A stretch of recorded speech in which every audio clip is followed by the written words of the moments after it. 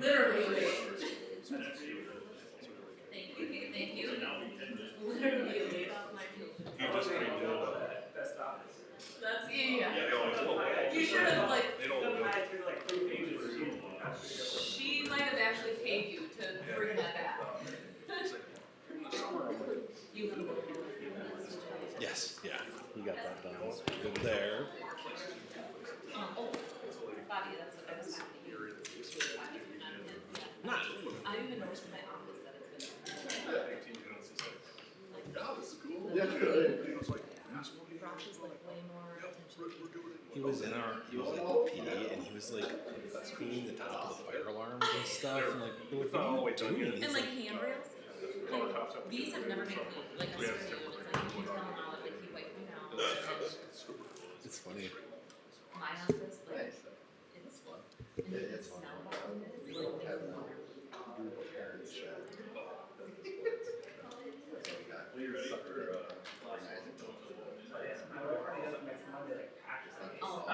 playing at halftime. yeah, if there's something to say after.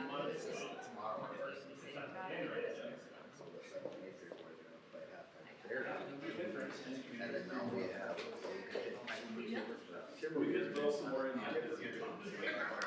we got all set up together.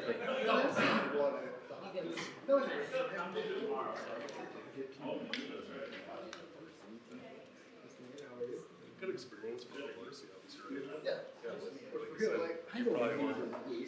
Even took off because I know everyone knows me.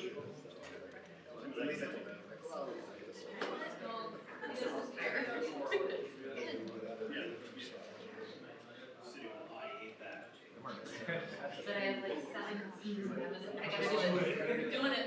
It's happening. I'll check this on my way. They had that drop down. 5 How are you?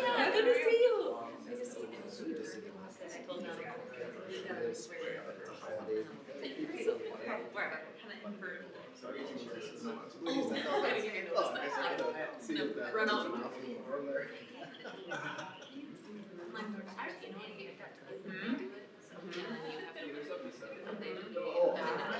Yeah, but I didn't. Thank you. I didn't get back to look at it. Well, that's the fun part. Hang out. I saw an email, but I was like, afterwards, I was like, there's a builder who said, so I'm being requested. It was a chain that was active. It was so nice. No, I just wanted to make sure I sent it to them. I saw your email in the morning, and I'm like, oh, okay. Yeah, so I figured. Check it later. So there's a lot of bugs in there. Not that. It's just we bumped that up just in case all the people are working.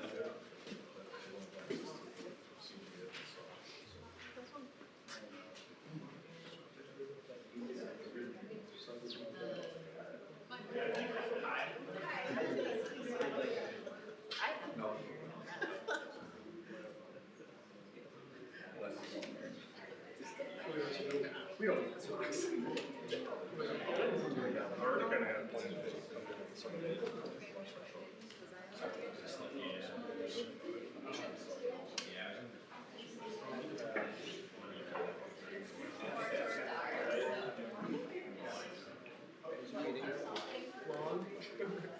So they wanted a short meeting.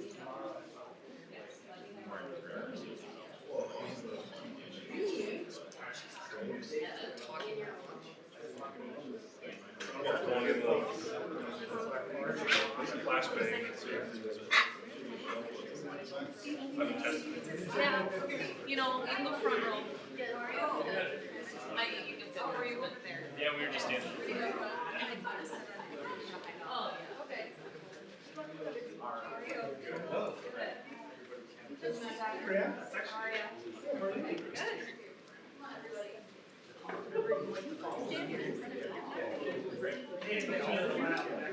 Yeah, no, I was over. So I was talking to some of the young companies, like, I was talking about the police officer. Yeah, he was talking about how older generations like the rest of the insects.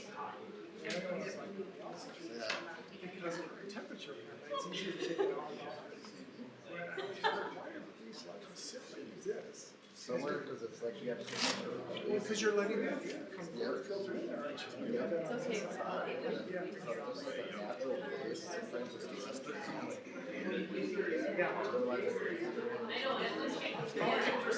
There's a lot of this too, just to get air. Summertime, these are so nice. Because they're a lot cooler. For the ones that are in the cat, like just go back in the office, like go So I thought, oh, that's interesting. But I suppose the older generation has it. They didn't have that option.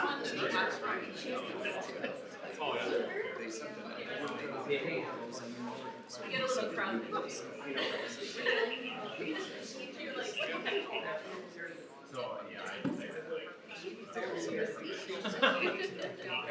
No pressure. That's the right place. I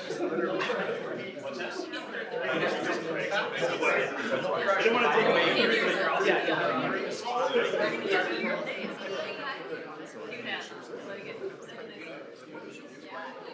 Vested, perfect. You just forgot yours. I know, yeah, the full suit. I know, like of all people, you should really. I can't cross. It's reserved for one night. Yeah, one night. And one video. That's what I just said. It's funny.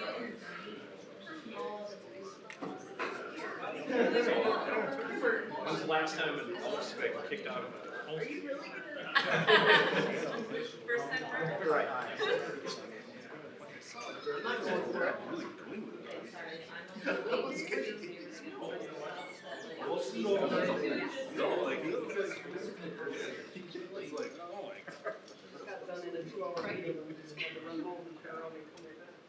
She's all good.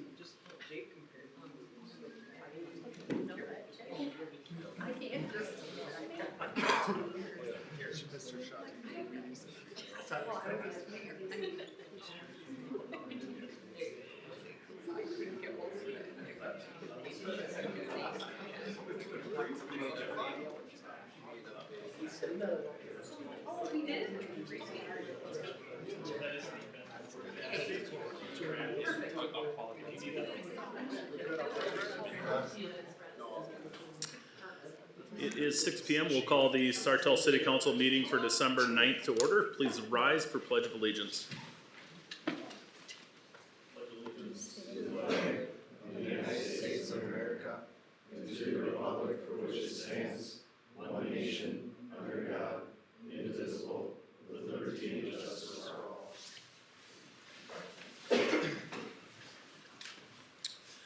Council, I will ask to amend our agenda slightly. Under special presentations, we'll move swap A and B around. And I will make a motion to approve. Is there a second? I'll second it. Motion and a second. Any discussion? Seeing none, all those in favor signify by saying aye. Aye. Opposed?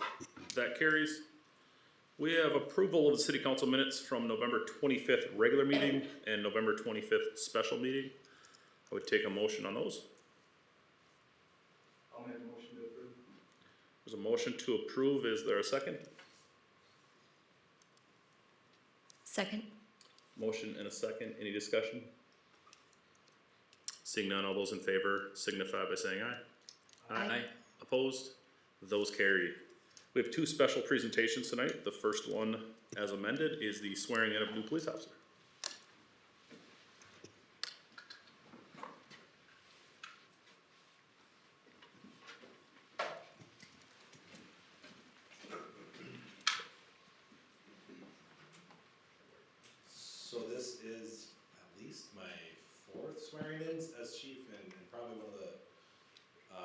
always favorite things to do in addition to life-saving awards.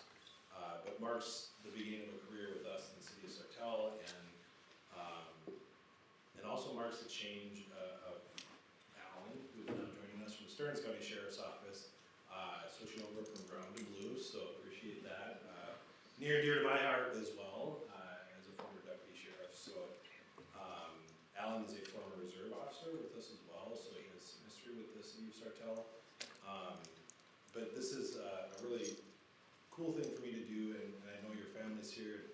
I can share with your family that although I can't guarantee he'll be the same man today that he will be in 2 or 3 or 5 years and beyond, I can tell you that we will do our best to take care of him, make sure he comes home to you every day, and make sure that he is a member of our family as well.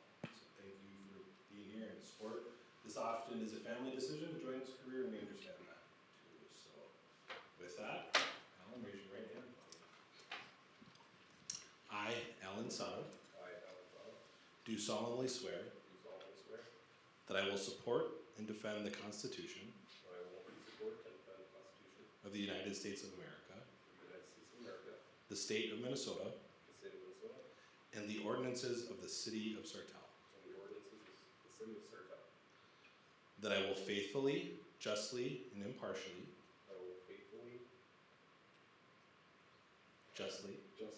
and impartially discharge the duties of police officer for the city of Sartell to the best of my judgment and ability. So help me God. Congratulations.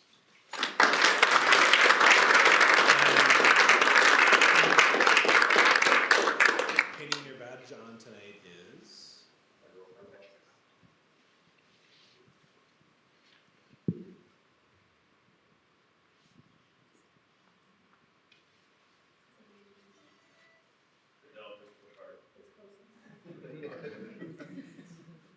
and another round of applause.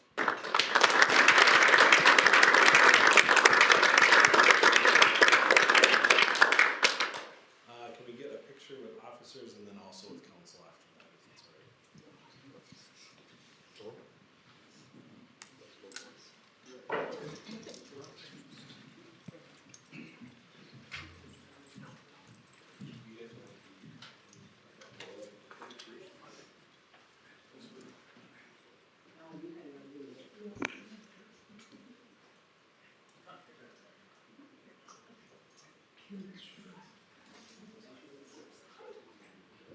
Poor Emma.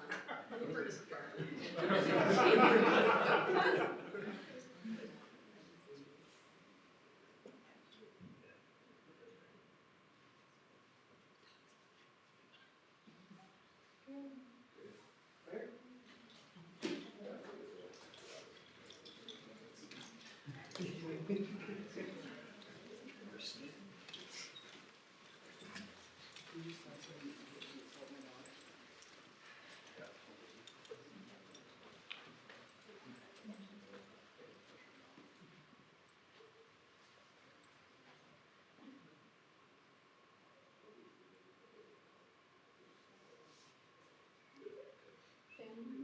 Family.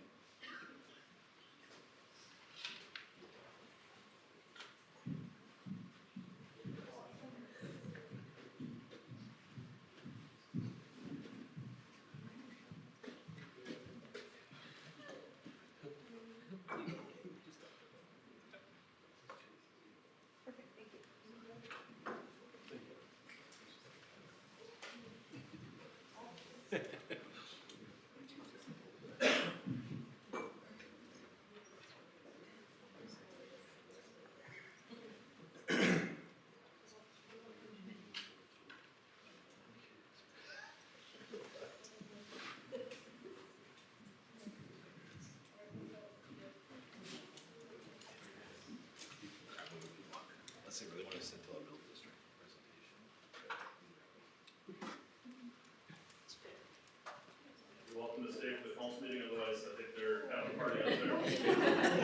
I mean, you can stay if you want, but. It's very celebratory in here, for sure.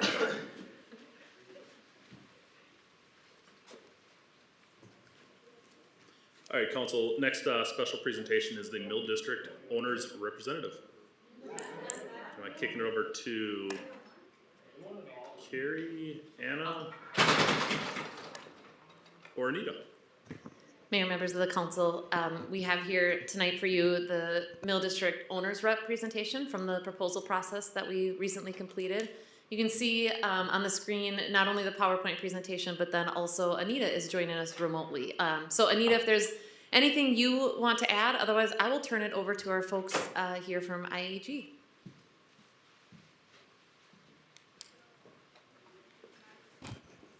Good evening. Thank you, Anna. It was fun to be part of the sworn-in event. I've never experienced that before. That's pretty awesome.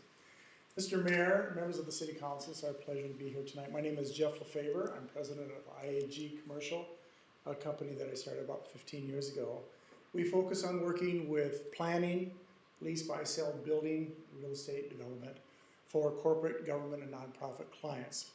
Our company is honored to be a part of this. We were responding to an RFP that was sent out for an owner's rep, something that we have a lot of experience in doing.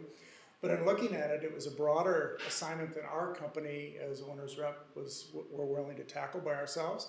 So we reached out to a couple of friends that teamed with us, and I'm pleased tonight to introduce them, if I may, and take a minute to do that. I'll start by turning it over to our member of IAG, who will be our project manager. Zach, why don't you come on up? And then do you want to introduce the rest of the team? Sure. Good evening, Mr. Mayor, council members. My name is Zach Sinstergaard. I'm an advisor with IAG Commercial. For this specific project, I'll be the lead project manager, as well as the liaison between the city staff and our team. So with that, I'll turn it over to Brienne with Thrive, and she'll introduce herself. Good evening, Mayor, members of the council. My name is Brienne Rothstein. I founded a company in January of 2024 called Thrive. It seeks to connect communities to the abundance in the economy, and I have 20 years of community development experience in public, private, and nonprofit sectors, so I'm really happy to be part of this team.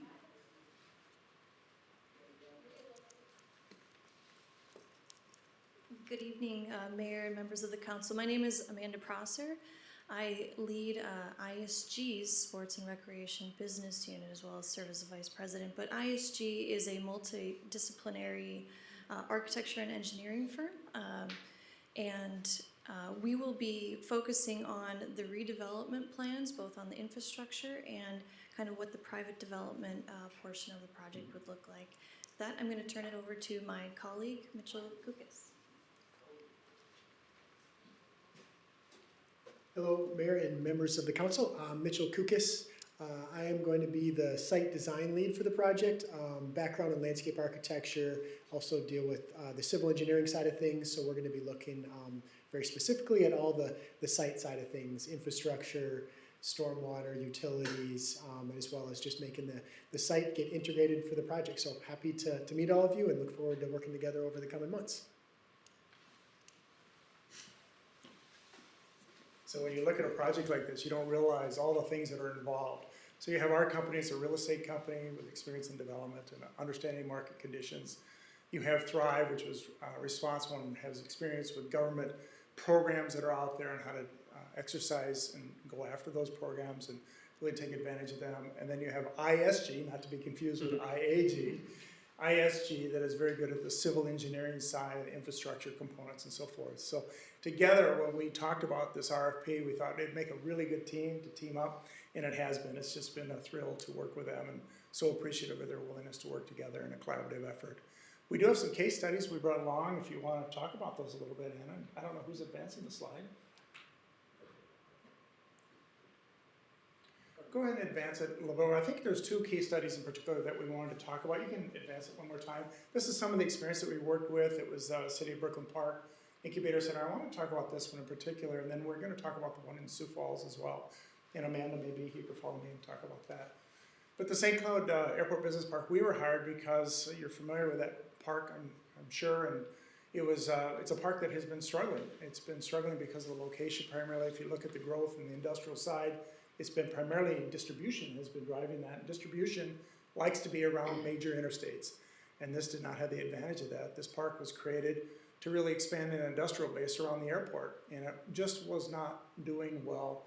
And so we worked with them to try to really understand where the market was going and what needed to be done to transition that property and to really create some more life to that property. So what we recommended to them, we identified a number of stakeholders. We conducted a series of focus groups to understand those stakeholders and their thoughts.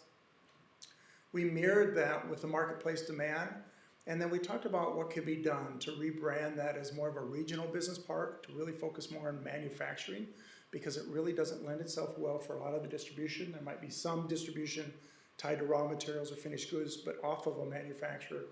So we looked at that park and repositioned it, and I just sent Kathy a congrats that heads up their economic development, because they announced a new expansion in that park just recently, which was really good to see that. We talked about rebranding it too from just a signage standpoint. They needed some help with the signage so people could identify it more clearly. And so just a number of things that needed to be done once they understood the marketplace and how to better position that. It was a fun project to work on.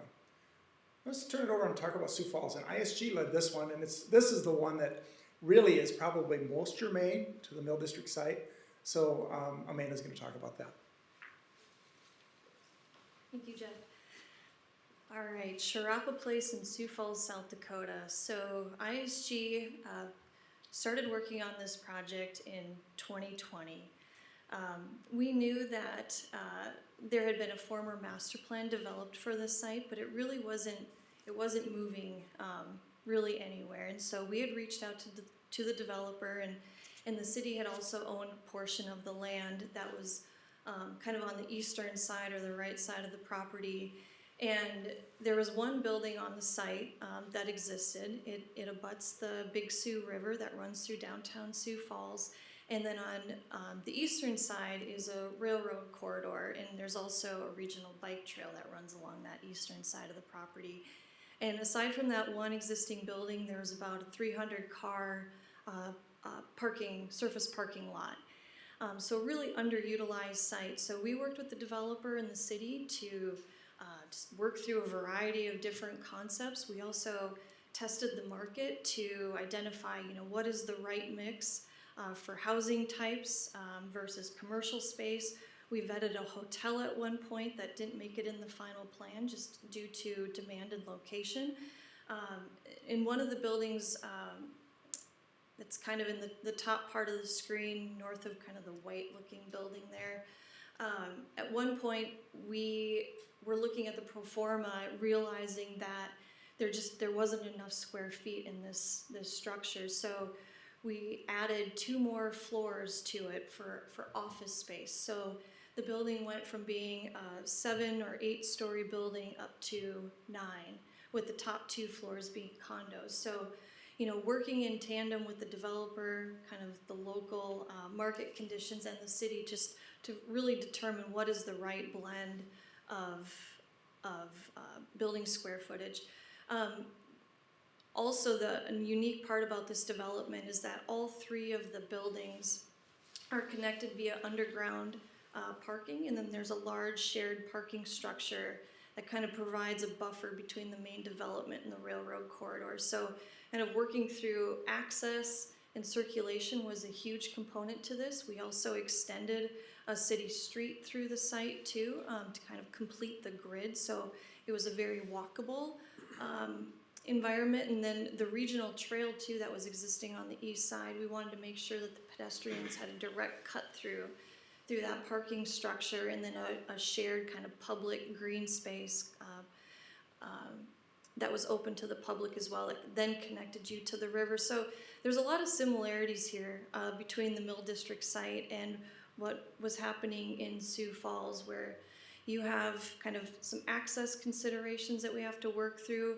There's environmental considerations being, right adjacent to the river. You have the railroad corridors, and we have to figure out what the right mix of development looks like. What's the right percentage of housing to commercial versus, maybe some public spaces. So working through all of that, and then even doing pitches to potential tenants was a part of this project. So it wasn't until we had secured an anchor tenant for the first building was the project was a go. So that was part of it as well.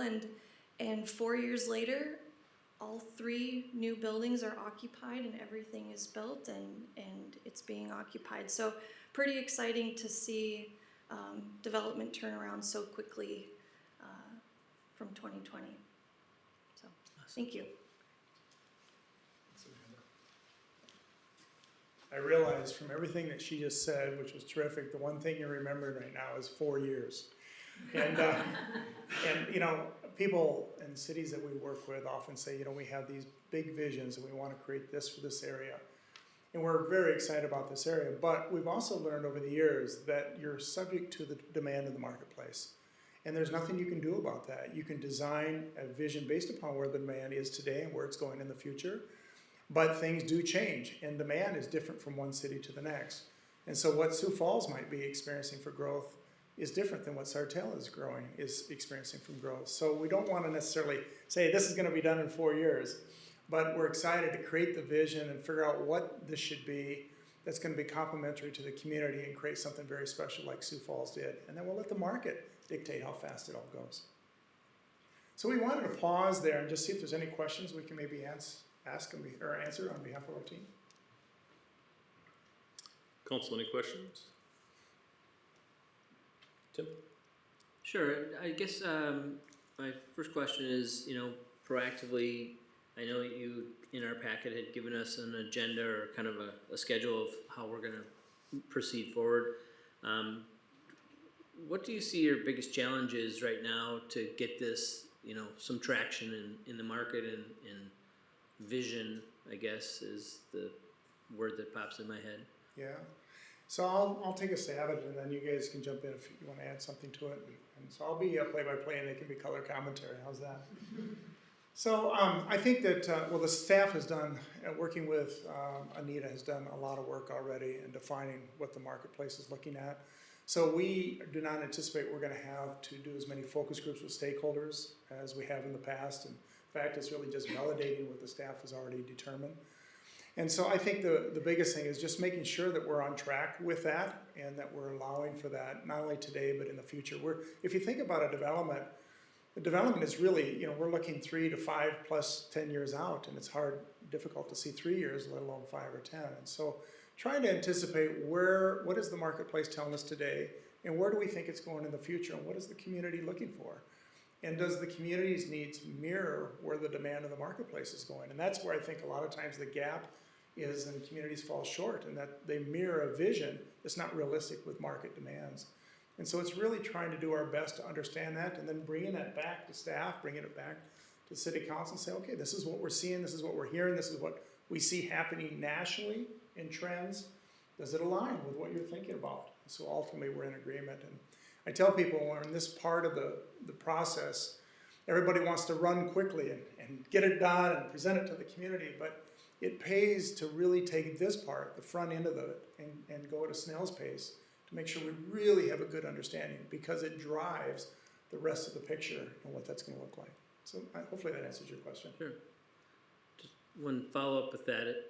If you were to get a presentation for someone that doesn't quite fit someone that wants to come in and develop it with some other use or some other, how do you proceed forward negotiating between the demand that's there presenting itself to a solution but doesn't necessarily fit the vision of where the city wants? How do you coordinate that conversation? My favorite word is no. Well, no always works. I would say this though, the way to look at this project, given the time frames and the demand, is that I'm a finance person, so I always say the sum of the parts is equal to the sum of the whole. And sometimes we look at a site like this and we say, okay, this is what it should be from beginning to end. The reality is it may be better to look at it in parts. For this phase 1, it's this. For this phase 2, it's this. But within each phase, you're saying it could be one of several things that kind of fit what we're trying to do. So in looking at that, it gives us a better option to be able to say what's a yes or what's a no, versus trying to sometimes fit it within the whole umbrella, and we don't understand what the whole umbrella really looks like. And I liken it to, as a kid, you know, connecting the dots. And you don't know what the dots all mean until you start connecting them. So if we can take it in parts, we'll eventually see the whole picture emerge and be able to say when we should say yes and when we should say no. Does that help? Yeah, thank you. Any other questions? Thank you very much. We're honored to be a part of it and excited to get started. Yeah, and I would just add, not really a question, but comment is, I've spent a decent amount of time in Sioux Falls and love the area, love how they've engaged the river. And so I appreciate this being an example for us of what you guys have done in the marketplace. And I think we could only dream that what's on the screen here becomes a reality for us. So, Yeah. thank you. Council, no action is necessary. Are we? Yep, correct. No action necessary. That'll come to your next meeting. If you have any other questions, of course, they're happy to stick around. And then Anita's also joining us if you have any questions specifically for her. Council, any last questions for consultants or Anita? Seeing none. Thank you. Yeah, thank you. Thank you. Thank you, Anita. Thank you. Council, moving on to community linkage. Sorry, do we have anyone sign up for open comment? Community linkage, we have public hearing on 2025 budget and final levy.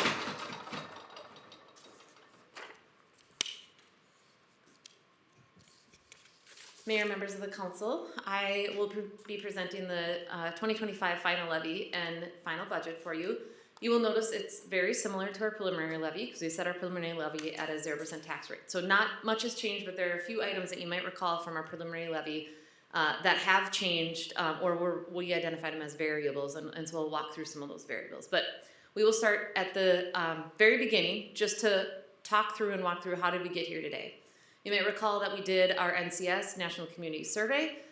So that was brought forth to council for approval on May 28th. From May to October, we finalized the ends policy and our operational strategies, which really helped identify what were our priorities in our budgeting process. We presented the utility rate study on August 26th.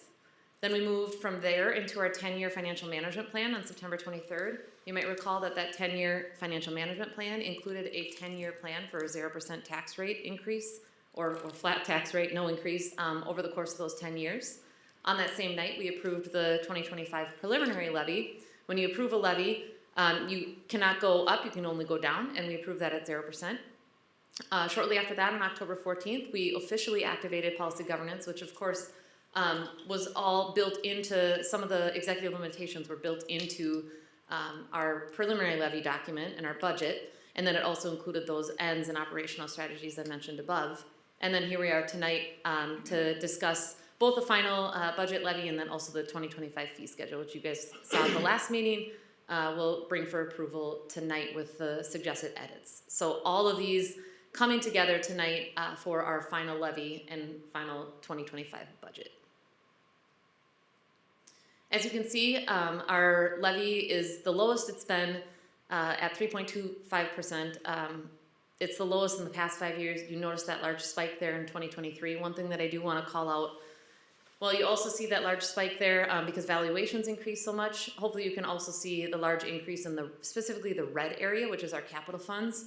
We were very intentional during that time to take that large increase in the valuations and put them into capital funds. You can notice the change in those capital funds contributions over time there. Of course, now as the valuations are going back down closer to the 3.2% and wanting to have a 0% tax rate means less into those capital funds. But just wanted to point out, you see that large peak there because of valuations and then coming back down to 3.2%. As we discussed in the preliminary levy, over 75% of our general fund expenditures, which is the budget you're approving tonight for the 2025 budget, over 75% of that is related to people expenses, salaries and benefits. So a lot of that is pre-established by union and labor agreements that we have and steps and benefits that we're required to meet. So it leaves us very little room on options for being able to leverage that other 25%. But that's where you see sometimes using the capital funds to try to compensate to reach that 0% tax rate. One of the items that we especially called out in the NCS final report was the highlight from our community of both the importance and the quality of our public safety. So that was one area in our survey that was unique to Sartell, is that residents were aligned on both the high quality of public safety in Sartell and also their high importance on it. They placed both of them at nearly the same level. So you'll notice that nearly 60% of our budget is allocated towards public safety. That's intentional. We did increase that from 2024 to 2025 by 1%, but really trying to focus on the goals of the community and the NCS community survey and the input from our community on what our budget priorities would be. The other area that was called out in our NCS community survey as being a top priority was our culture and recreation, and just those park amenities, natural environment amenities, embracing the river, parks, trails, and so you'll notice that there is also a slight increase in this area as well.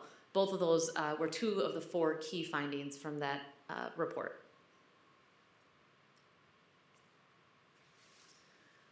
Changes in our 2025 levy from 2024 levy. General fund up 12%. You can see all the primary factors there, most of them related to people. So the step increase and the COLA increase and the healthcare increase are all established by labor contracts, labor agreements. So not much fluctuation or flexibility there. We did hire in 2024 3 new police cadets that will be online fully operational in 2025. You might remember that they are all in a new training academy that they're at Alex Tech right now. Increase in budgeted police overtime, but it's actually a decrease from our 2024 budget. And then also one of the larger factors is the removal of the community ed contract that terminates in July of 2025. You notice that the largest area that we had to use to compensate for the 0% tax rate was our capital funds, which went down 41%. Mostly police equipment, public works, street fund, and a very small amount from the technology fund. And then our debt service payments up 3%. Those were already pre-planned principal and interest payments from debt that we had already acquired previously. Now you'll notice here in the tax capacity a very similar chart to the levy. That's because in order to achieve that 0% tax rate, they match. And so you'll notice the 3.2%, it's reporting on 2023 assessed values that come to us, and then included in there is the homestead market value credit, which was a change in the 2023 legislative session. So it was a historically low 2023 assessment year for building permits compared to the higher valuations of what you notice there in 2023 would actually be 2022 assessments. So a little bit of a change from what we've seen historically. It was about 9%, I believe, in between those 2 years, and now down to 3.2%, which then, of course, to achieve that 0% tax rate, this number matches the levy number, which is why our levy number is the lowest it's been in 5 years, is that it matches this tax capacity, which is the lowest it's been in 5 years. Just to lay it all out here, where you can see the 0% tax rate, 2021 being the only year that we did not approve a 0% tax rate. Based on the preliminary numbers that Rob has gotten regarding tax capacity, we're actually predicting that will be below 0%, but we won't get those finalized numbers until roughly February in 2025. But you can see that the total levy, total tax capacity, divide that out, equals a tax rate and a 0% tax rate. These are the items that I mentioned at the beginning that were the variables that we brought to the preliminary levy, and we just wanted to follow up on where they at for the final levy. So 2 items that we didn't know for the preliminary, but we were fairly certain on our calculations using formulas was the COLA. We were predicting the COLA to be 2.5%, and it ended up being 2.5%. We were predicting healthcare to be 3%, and it ended up being 3%. So we were right on with both those numbers. Kudos to Rob, who has mastered figuring out that national COLA calculation, and also has worked really closely with USI on trying to get as close to that information as possible by a preliminary levy, where most cities will typically really wait till the final levy to finalize those. Other items here that you'll see, a couple of them are pending, and then one that is in green. We've mentioned the vacancy control. We talked about that at the last workshop, and we talked about that in the preliminary levy, that we knew vacancy control would be something we'd be presenting to you guys, and that would be an option that we could utilize. We're still having discussions around what that might look like, and so that one we just have listed as pending. If we do make any adjustments related to that vacancy control, we would expect to do budget amendments. Facility maintenance worker, this is actually a decrease in expenditures from what we initially planned. We had historically contracted out all of our cleaning services to a contracted company. We brought that internal. Every year, Rob and I assess all of our consultant arrangements, and we brought 2 of them internal to our staff this year to try to decrease expenditures. Facility maintenance worker was the person that was hired. He's actually been on staff now working on his own for a couple weeks, so it's fun to see him in action. We were joking before the meeting that we caught him dusting the top of the exit signs and the fire alarm spots. So he is very, very detail oriented in his cleaning. It's fun to watch him progress in that role. He has since started, which reduced our overall cost, and we were able to reallocate those costs to fund flock cameras. We know that that was a priority that council wanted to really try to keep on board if we possibly could. So this allowed us to do that, and then a portion of the hot mix overages that we're predicting and have seen in Public Works with just the decreased conditions of our roads. Fee schedule, which you will formally approve tonight, but we're predicting neutral, so no increases or decreases there. That we had some of each, but they had a neutral effect. Our fiber system revenues still pending. Rob and I are working out negotiations with Intrepid Fiber, but if there's an impact here, it will be fairly minimal. And then our Leasock Township Fire Agreement, we were able to renegotiate a new agreement using a formula-based instead of a flat fee, but that will not go into effect until 2026. So no effect on the 2025 final levy or budget. You will see that in 2026.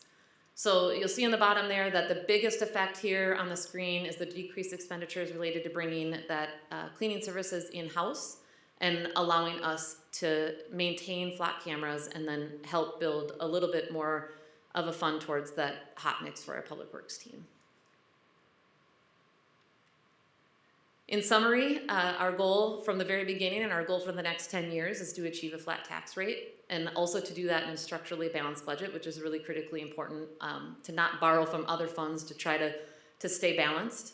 And then really aligning our budget to the community priorities. We took on a new initiative this year, really trying to tie our budget to community input and the community survey, and seeing that all the way through the process. And so we're really proud to present to you a flat tax rate for 2025, and be happy to answer any questions that you might have on any of the variables that changed.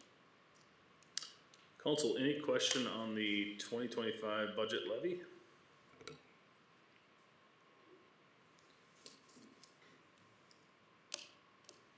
Any questions? I can start. I've got a couple here. One is maybe just more clerical. I know within the budget itself, we talk a lot about or use the same naming conventions as was presented to us last council meeting. That's yet to be. I think we're working on that workshop tonight, and then that's going to come to council in January. Yep. Not trying to get one decision in front of the other. If there's variations to that in January, does that impact the budget that we would approve tonight based on naming conventions and that type of stuff? So you're talking about the vacancy control? Yeah, I think, I guess department reorg. Yeah. Vacancy control. Yep. So if, there's really two options ahead of you with that vacancy controls. What we have presented with the org restructure in that scenario, because what you're approving tonight is approving a budget with no changes whatsoever. You haven't approved that org restructure, so that would require a budget amendment to just reallocate those funds elsewhere within the 2025 budget. And so primarily what we've proposed is that we primarily reallocate those funds towards consultants to help fund consultant costs primarily related to the mill district, and then also to help with the supplies for the portions of the hot mix that we're still over. If we don't move forward with that organizational restructure, everything just stays as is, which is what you approved tonight. And that is a Public Works Director position and a Community Development Director position. Yeah, and I guess maybe more specific, the naming convention of, I think it was in there as public services, right? And so today we don't have public services. Public Works, yeah. Okay. Yep, sorry. Yep. Okay, I just want to make sure us approving it as presented, it doesn't get confused, yeah. Get confused or cause issues in January. Yep, today what you have is a Public Works, and that's what you're approving is absolutely no changes to that staffing model. Okay. Next one I have is Parks and Rec. I love your example here of the facility maintenance worker, brought it in-house, decreased. I know we're looking to do the same on the Parks and Recs with the turf. What is it, turf contract that wasn't renewed? But under Parks and Rec, we were highlighting a 20.7% increase in the department and another 33.8%. I don't know if that's just reallocation of funds based off the vacancy control as we just talked about, or if that's something different. Rob, I think I'll let you take that one, because it has to do with lease revenues and what was in the capital fund versus the general fund. Yeah, I can touch on that a little bit. So we were actually paying the consultant for turf maintenance out of the park improvement fund. So when we took the parks worker internal, we're paying for him out of the general fund, the operating fund. So just reallocation of dollars. Okay. So impacting the general fund by the increase in personnel, but decreasing expenditures year over year for the park improvement, since we're not rehiring the consultant.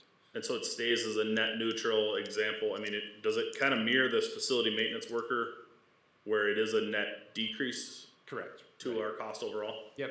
And then with that as well, in the park improvement fund, we had tower lease of about $150,000 a year that we moved from park improvement to the general fund to support the ongoing expenditures of the new parks worker.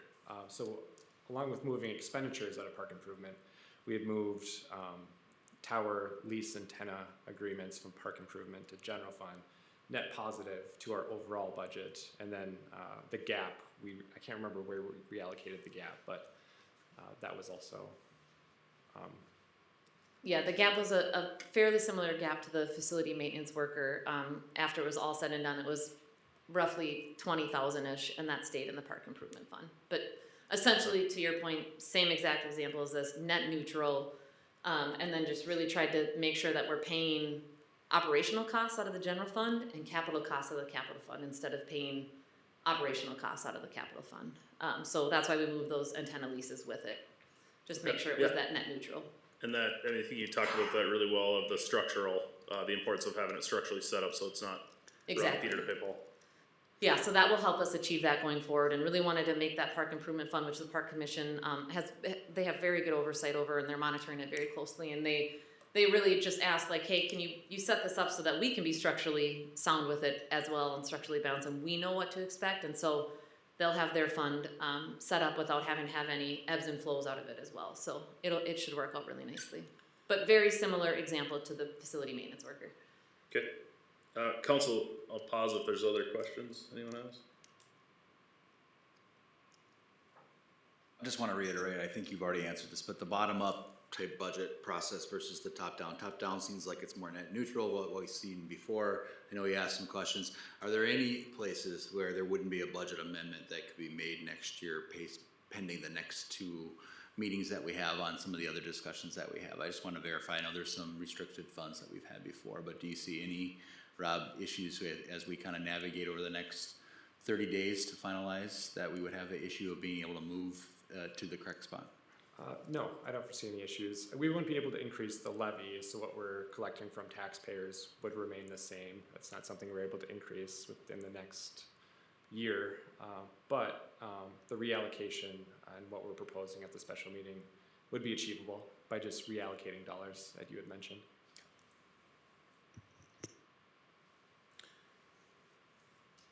Another one I have is the RSVP contribution 10K listed under council.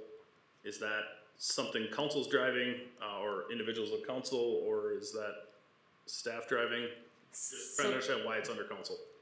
Yeah, so we have a variety of associations and memberships under council. So like that's where GSDC is paid out of, League of Minnesota Cities, APO, BEP, I'm sure I'm missing some. And so it just made sense that it would go under with the rest of those memberships. You might recall that RCP is what has presented to you guys a couple years in a row. And so what we understood was that the council would like to see us move forward with that membership going forward. Now, we haven't necessarily communicated or committed to that, but it is included in under your memberships, just like your other memberships. Yeah, so just kind of following suit with the memberships that were already being paid out of council members, we just put that under council members as well, just to, like I said, follow suit. Which is really under general government. So don't get too hung up on it being council members. It's under the general government arm, and that's where we pay all the memberships out of.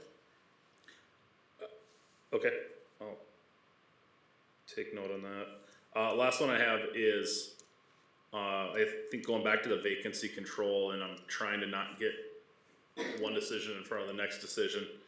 community and economic development, on the second bullet, it reads, increase in community planner's wage to fill director vacancy. Yeah, so you might recall that we have the funds reserved for the director level position that we had kind of set aside, which for the last 2 years, we placed funds into the economic development fund, correct?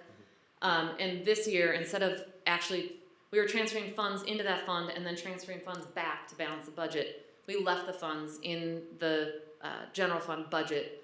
If we were to choose that we would move forward with a director level role there, Okay. we wouldn't need both a director and a planner. It would be one and the same. Okay. And so it wouldn't be a full scale $120,000 director level position. It's just the increase of the difference in those wages. So that's where you're holding the funds, if I can say it in a Correct. different way, holding the funds for the director level role Yep.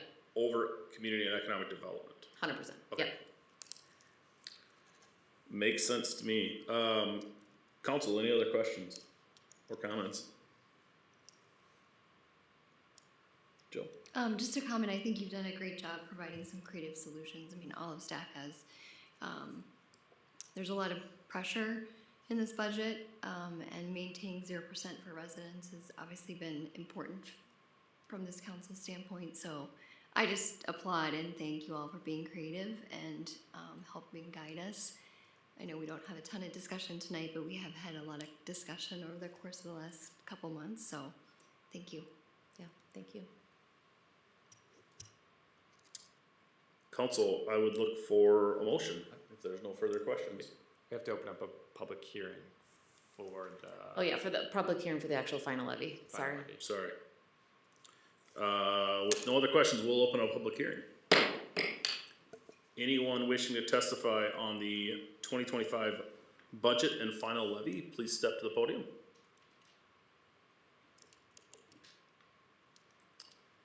Anyone wishing to testify?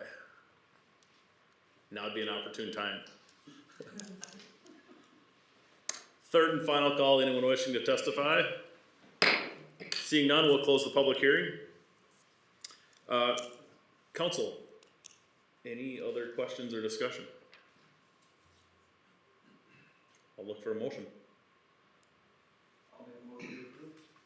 We have a motion to approve. Is there a second? Second. We have a motion and a second. Any further discussion?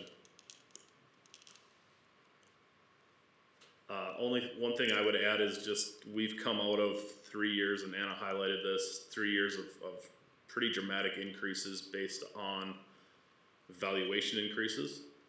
We've also had a unprecedented point of time through COVID where we had ARPA funds, which really were a one-time influx of cash, and I think our staff and our council did a phenomenal job of not putting those funds into reoccurring or future liabilities.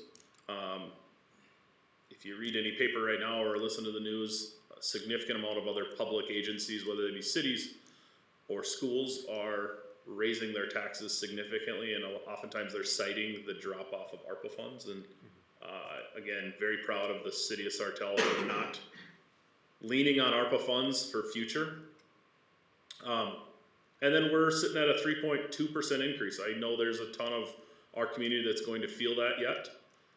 And so I look forward in the future, how do we continue to bring that down? We've made a lot of investments in technology. I think about our water meters. There's also, process improvement that's taken place. And I think we've got to figure out how we bring those ROIs to bear over the next 2 to 3 years, short term, to bring our cost of service down. And then lastly, I'm super excited to continue to be about the Niron and other large developments that will absolutely help us 5 to 10 plus years out. Unfortunately, a lot of those big developments that are needle movers won't help us short term, and so I think it continues to be on us as council and staff to tighten the belt over the next couple of years till we can get there. But Mr. Mayor? Tim? Just to add on to that, I think about 6 years ago, we were faced with some challenges looking through, coming out of, we didn't even know what COVID was at that point, but we had some financial challenges ahead of us as a city. And I think we've navigated and staff has navigated through those challenges and really planned ahead. Yeah, everybody has to make, concerted effort to make the numbers work, but I really appreciate the effort staff has to steer the city through those pitfalls, if you will. Yeah, I was on with as part of our workshop session, I was on with another mayor earlier today on the phone, and they are raising 16% and having significant community pushback. A neighboring community that is on a lake, maybe I won't give any more descriptive there, but they're raising 75%. And so when I think about 3.2%, it gives me pain when I think of how mismanaged something would get to a point where you're raising 75% over a single year. Absolutely incredible. Not sure that helps any of us here, but it's a different perspective that I got earlier today on a phone call that was, wow, there's a lot of challenges out there, so. Jill? Yeah, just to add to that, I think I saw Right. the preliminary levy. To add to that, I think I saw the preliminary levies statewide were 8.8% on average, so. All right, we have a motion and a second. If there's no further comments, call for a vote. All those in favor signify by saying aye. Aye. Opposed? Budget and levy carries. On to consent agenda. We have a number of items on here tonight. I will ask to remove 2 items from column D. Fire department hiring and fire relief benefits increase. Are there any others? I would like to move the memorandum of understanding of Wells agreement out of C. Top one on C. We have 3. Are there any others? All right. I will look for a motion to approve all but the memorandum of understanding with fire department hiring and fire relief benefits. Is there a motion for that? So moved. Trying to give you all the motions and seconds here. Is there a second? All right, we have motion and second. Any discussion on those items? Seeing none, all those in favor signify by saying aye. Aye. Opposed? Those carry. Jed, we can take memorandum of understanding LELS agreements. Yeah, I think for me, I just would love to hear a little bit more detail as to how we would manage that process. There's a lot of great outcomes here of staff on at all times and kind of working through, and I understand the logistics of doing it from an HR perspective, but if you look at 4 hours earned PTO over 26 pay periods, that's 13 extra days, and while it might not be a big issue for us in the beginning, over time, if we're allowing those to bank and go, if they're not asking to be paid out and a future council's asked to roll those hours over, we may find ourselves 2 or 3 years with a lot of hours, and just kind of want to walk through how will we manage that. What has been your experience? I know you've been experienced and been talking about this model for some time, but just a little more description there. Yeah, great question. And for a non-24/7 operations, it is a little complicated to think and wrap around. So right now, the LALS contract provides for an 80-hour work week. There is no 12-hour schedule that exists that either doesn't land on a 72-hour or not work week, work period for pay period, a 72 or a 96 or this 84. I'm actually happy we landed on an agreement of the 84. It's just even. It's 84 every time. So we end up with this extra 4 hours per pay period, just kind of floating out there. There are different ways to manage that I think we have to discuss on a contract level when we go back to the bargaining table with LALS. That could either stay with this MOU language or switch to an 84-hour work week, but we're stuck with that 80-hour week language. So this 4 hours, we have a couple of different options. And the first option that from a bookkeeping standpoint, we as supervisors could simply schedule that 4 hours off per pay period and randomly select a day that they'll work an 8-hour shift instead of a 12-hour shift. So they're still going to be doing their 2,080 hours a year. It's just simply that we have to figure out what to do with that 4 hours.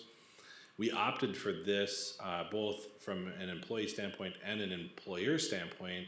Instead of sergeants having to constantly go through and schedule everyone on an 8-hour day, This will allow the employee to bank the hours up to 16 hours. So sergeants will be cued that if an employee like hits that 16 hours they're collecting in that bank, they're just gonna go in and tell the officer, sorry, but you're off tomorrow. And try to manage that so those banks don't get high. And the MOU too, this is not for them to, like the holiday pay banquet we have with that same union, where they're allowed to not use those hours and then have them paid out at the end of the year. That's not the intent with this. They have to use those hours off. And allowing them to do this does give them a little more control on that 12-hour schedule. Do they want to take 2 or 3 hours off on a day? They want to save it up for a full 12-hour shift. And to caveat all of it, they're not allowed to use those hours when they create overtime. So they can only take those hours off if they don't create additional overtime. So it sounds like it's a pretty fluid situation of using those hours that they don't get banked for a long period of time. Because I know in the actual agreement, it was talking a little bit about, they can bank it and then potentially request to have them roll over and some of that. And then ultimately, my next question would be for Rob to make sure that we're accruing those actual dollars, and so that they're sitting there, so that at a future payout date that we wouldn't have that as an issue. And it was funny, that was a last minute add to this MOU on the request of the union. The reality is it was a piece of a false law that I can't reasonably just take these hours from them and have them disappear. I can, per their contract, per our internal rules, just force them to take the time off. But let's say in an emergency situation, we suffered some significant catastrophic staffing failure or emergency in town, and those hours got too high, I can never just take them away from them. I have to cash them out.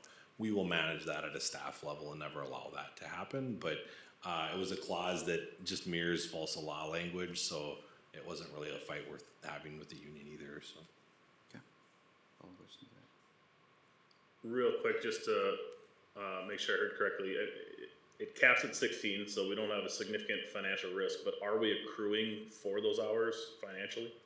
Yeah, on an annual basis, we look at our liability for accrued compensation or compensated absences.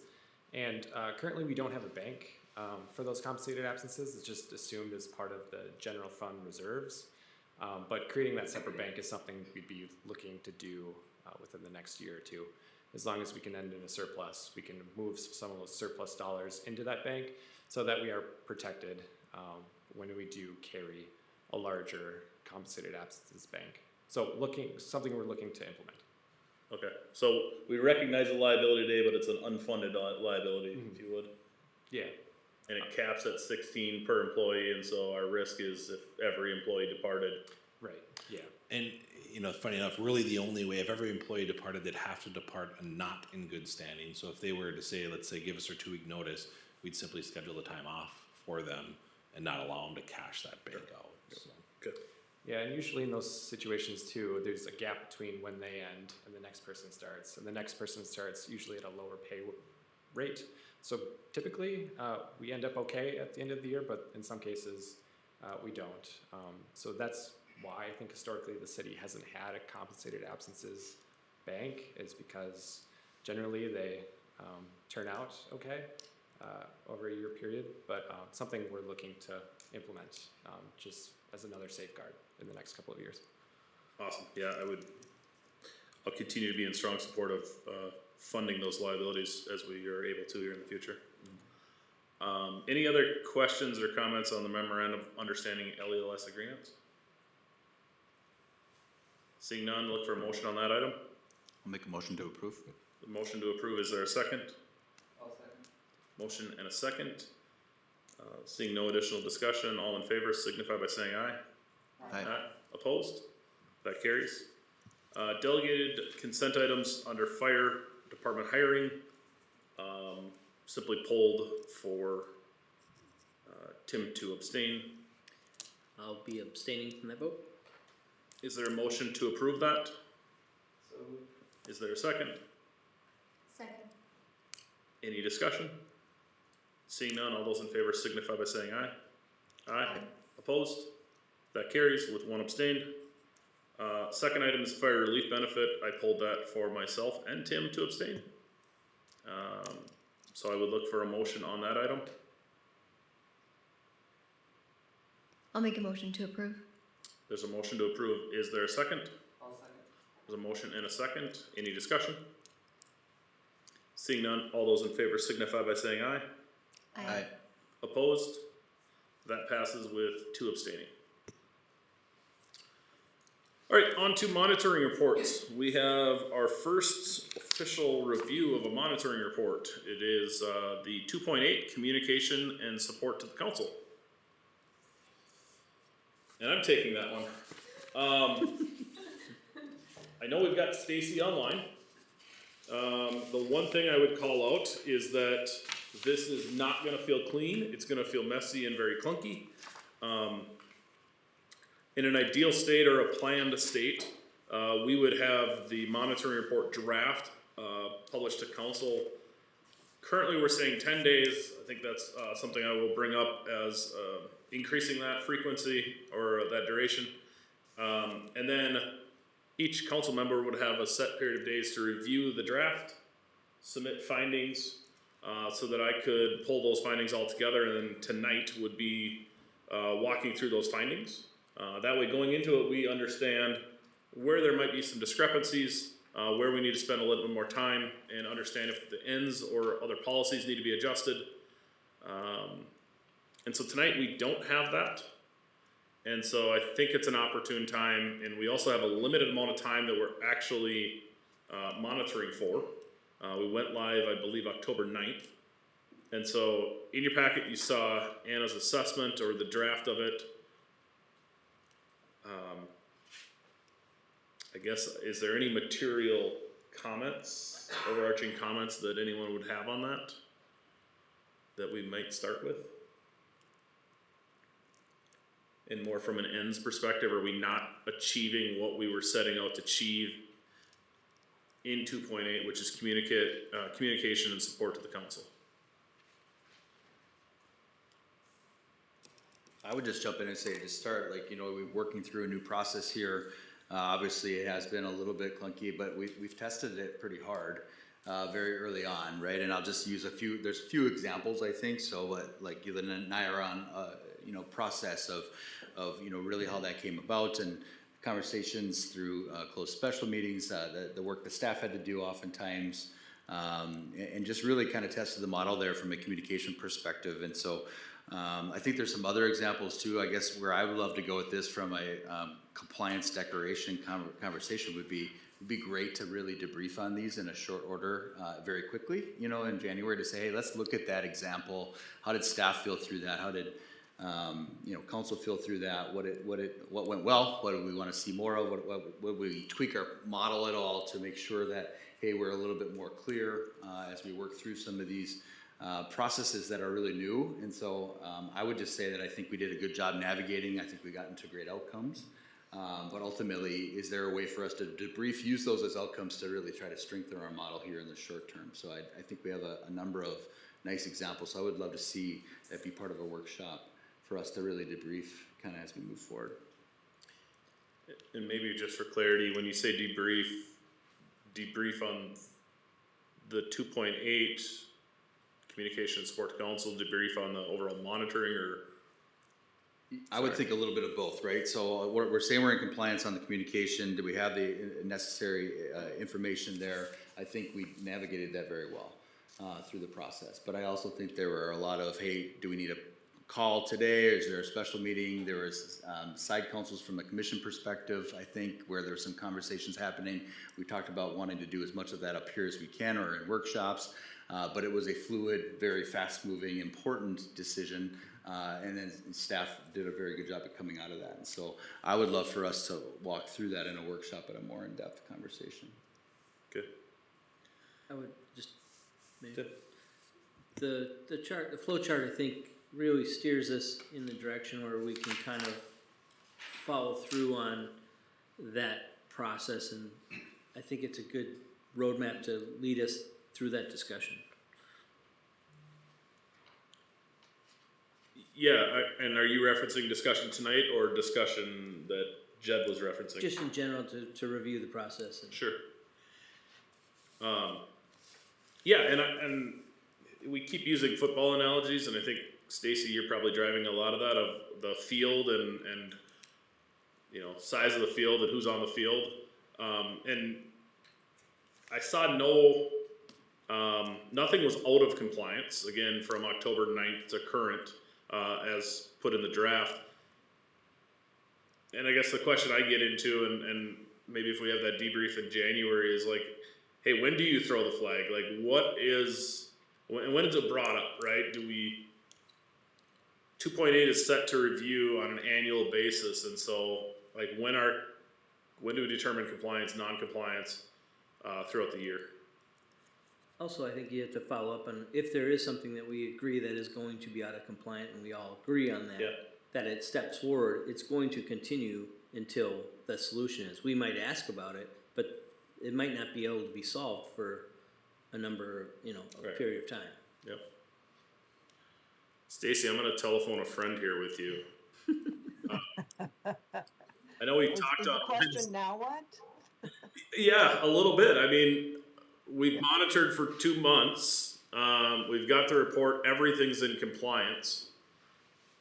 I might individually say it's too early after 2 months to adjust our ends without, documentation of non-compliance and/or feeling like we really missed the mark in any way. And so I'm at a little bit of a loss of, we can accept the report, but it doesn't feel complete in my mind, not on paper, but just in my mind of where we're trying to go. If you're talking about the process for assessing a monitoring report, you're right. You haven't quite hit it yet, everyone. You've talked in generalities. You've talked about what you want to do next, but you haven't yet gone through and assessed this report. So how about this for like a couple minutes? Ryan, how about if I play you and Please do. I'll walk people through up to and maybe through the first provision of this policy, 281, and see if you can all feel the rhythm of the assessment. And then depending on how much more time you've got, if you want to take over then, Ryan, and work quickly through the rest of the policy provisions within communication and support to the board, that may be enough for you to all get a taste of how this works. Does that make sense? Yes. I'm hearing yeses. You're hearing yeses, so I am going to now pretend I'm the mayor. Everyone, we're here to do our thorough assessment of monitoring report 2.8. That's communication and support to the board or to the city council. We know that this policy has some aspects of subjectiveness in its compliance indicators. So there's going to be some discussion that happens during this meeting, and that's going to be a little different from some of the other executive limitations. We also know that the global constraint for this particular policy is the city administrator shall not cause or allow the city council to be uninformed or unsupported in its work. That's the broad umbrella policy for this particular policy 2.8. You also know that when we monitor a policy, there's 2 questions we ask.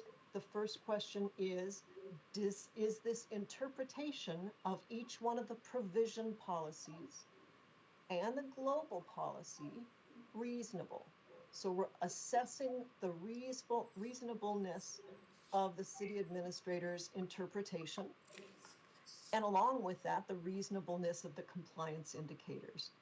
The second question that you're going to be answering is, when it comes to the data for each one of those policies, was there sufficient evidence to convince me that the organization is in compliance with the city administrator's interpretation?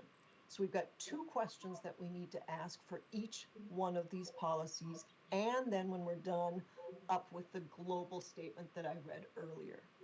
So if we look at policy 281 titled Monitoring Data, we know that the broadest constraint here is that the city administrator shall not neglect to submit monitoring data required by the city council in a timely, accurate, and understandable fashion, directly addressing the provisions of city council policies being not monitored. Then in the policy monitoring report, you see your city administrator's interpretation.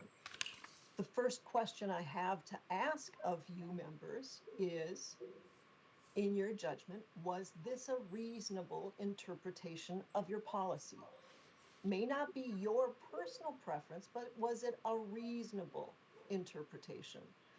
And this is where I would do, Ryan, you're great at this. So you can do it voice vote, you can do it one at a time, however you think is most important. So I'll stop here and let you step in to get a read from the group. And I appreciate that, and we, you know, one of the things that is conflicting in my mind is we have recently walked through 2.8, correct?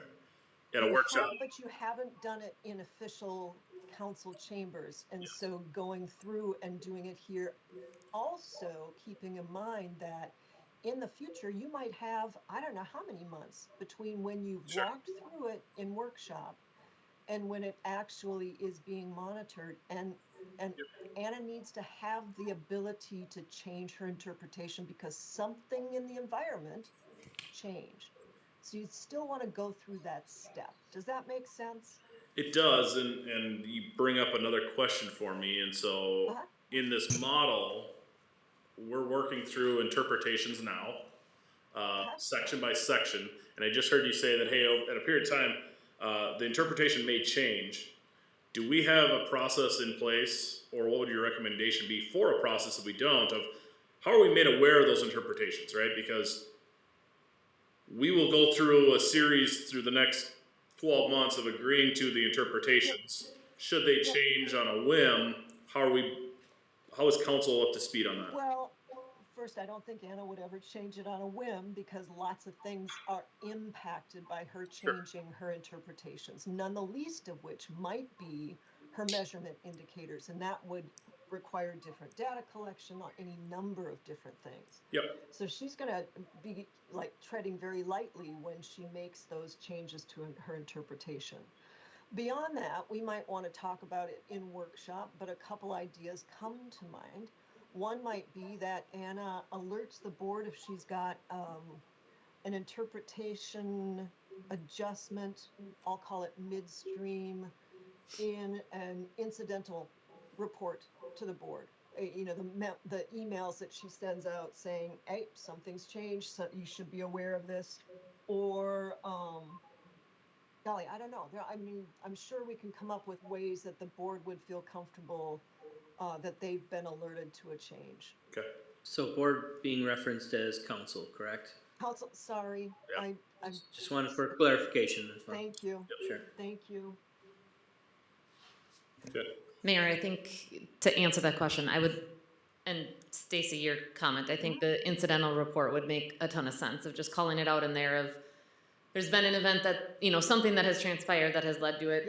I will echo Stacy's comments, and I'm sure Jed can relate too, that these are so complex to write and pull all the data together that changing an interpretation, which then changes your data, is like the last priority. Just because there has to be something pretty extreme that's taking place to get to that point that it would require an interpretation change. But I do think, to your point, if it's happening mid-year and you look at these reports once a year, calling that out in an incidental report. Okay. Council on 2.8.1, monitoring data. Are there any questions on the interpretation that we need to walk through?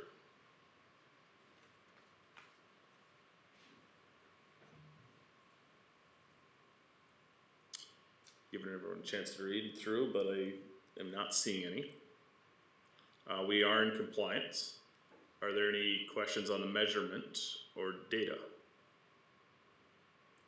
And here I want to interject, if I may, just for a moment. When you say we are in compliance, if you're referring to the cover page, that is Anna's perspective on whether or not she's in compliance. Council may disagree. So if that's what you were referring to, never assume, council members, that because her cover says she's in compliance, that you don't have to do the diligence yourself. You still have to ask yourselves, is this a reasonable interpretation? Did the data demonstrate compliance? Tim? Stacy, can I interpret it, and have you interpret that for us? At what point, if we do feel that that's not in compliance, where would we raise that? If it is just a random meeting, or is there a Nope, certain? this is the place. This This is is the it. time. Yep. So remember, you've got two questions that are slightly different. The first one is, has the administrator explicitly provided a reasonable and operational interpretation of the policy and compliance measurement indicators? So when you're talking about reasonableness, the only thing you're assessing is the reasonableness of the operational interpretation. That's the first part of your report per provision, and those compliance indicators. Are they reasonable, Tim? That's all you're asking. Sure. Yes or no? Yep. And then Stacy, correct me if I'm wrong, but through the first year here, part of the discussion conversation really is also going to be about, right, the constraints that we've written over the last year of saying, hey, you know, let's have that at the next workshop that, you know, it may be reasonable, it may be in compliance, but it also may not felt to a council, hey, did we get to where we kind of intended that one to lead us to, and can we have more discussions? And I know we have a cadence that we'll be working on that through next year, but that's also another thing to keep in mind as we work through that, correct? Because that's really the only change of saying, hey, if it's reasonable, we that's her interpretation from you know, if it's reasonable, but the prohibition also has a chance to potentially change should we feel like, hey, that's reasonable, but it didn't accomplish what we were really intending with that. Yep, and Brian has built into his kind of, I'll call it a script for walking the council through an assessment, that one of the very last questions he asks of the council is, given all of this, is there anything in the language of our policy that we need to adjust? So you can identify, gosh, I think XYZ, this phrase, that word need to be adjusted. And then you might say, you know what, let's talk about that in whatever, you know, December, whatever workshop. Did that get to what you're thinking about, Judd? Yes. Okay. We're still working on that script so that we'll have that for every compliance moving forward. So Ryan, where we're at then is for you to check with the council. Was the interpretation reasonable or not? And do a all in favor or however you want to run that. And that's just for 281. Yep. And Jill. Just a quick question. With regards to the data, I know in 2.8.1 there's reference to number 2, a majority of council members agreed that the reports were understandable, accurate, and directly address the provisions. And I don't know if this is the right place to ask this, but I know the survey we completed was anonymous, and in looking through the feedback, there was one individual that maybe indicated they needed, I can't remember, Anna, exactly what it was or what section it referenced. Yeah, I think it was reference to admin support.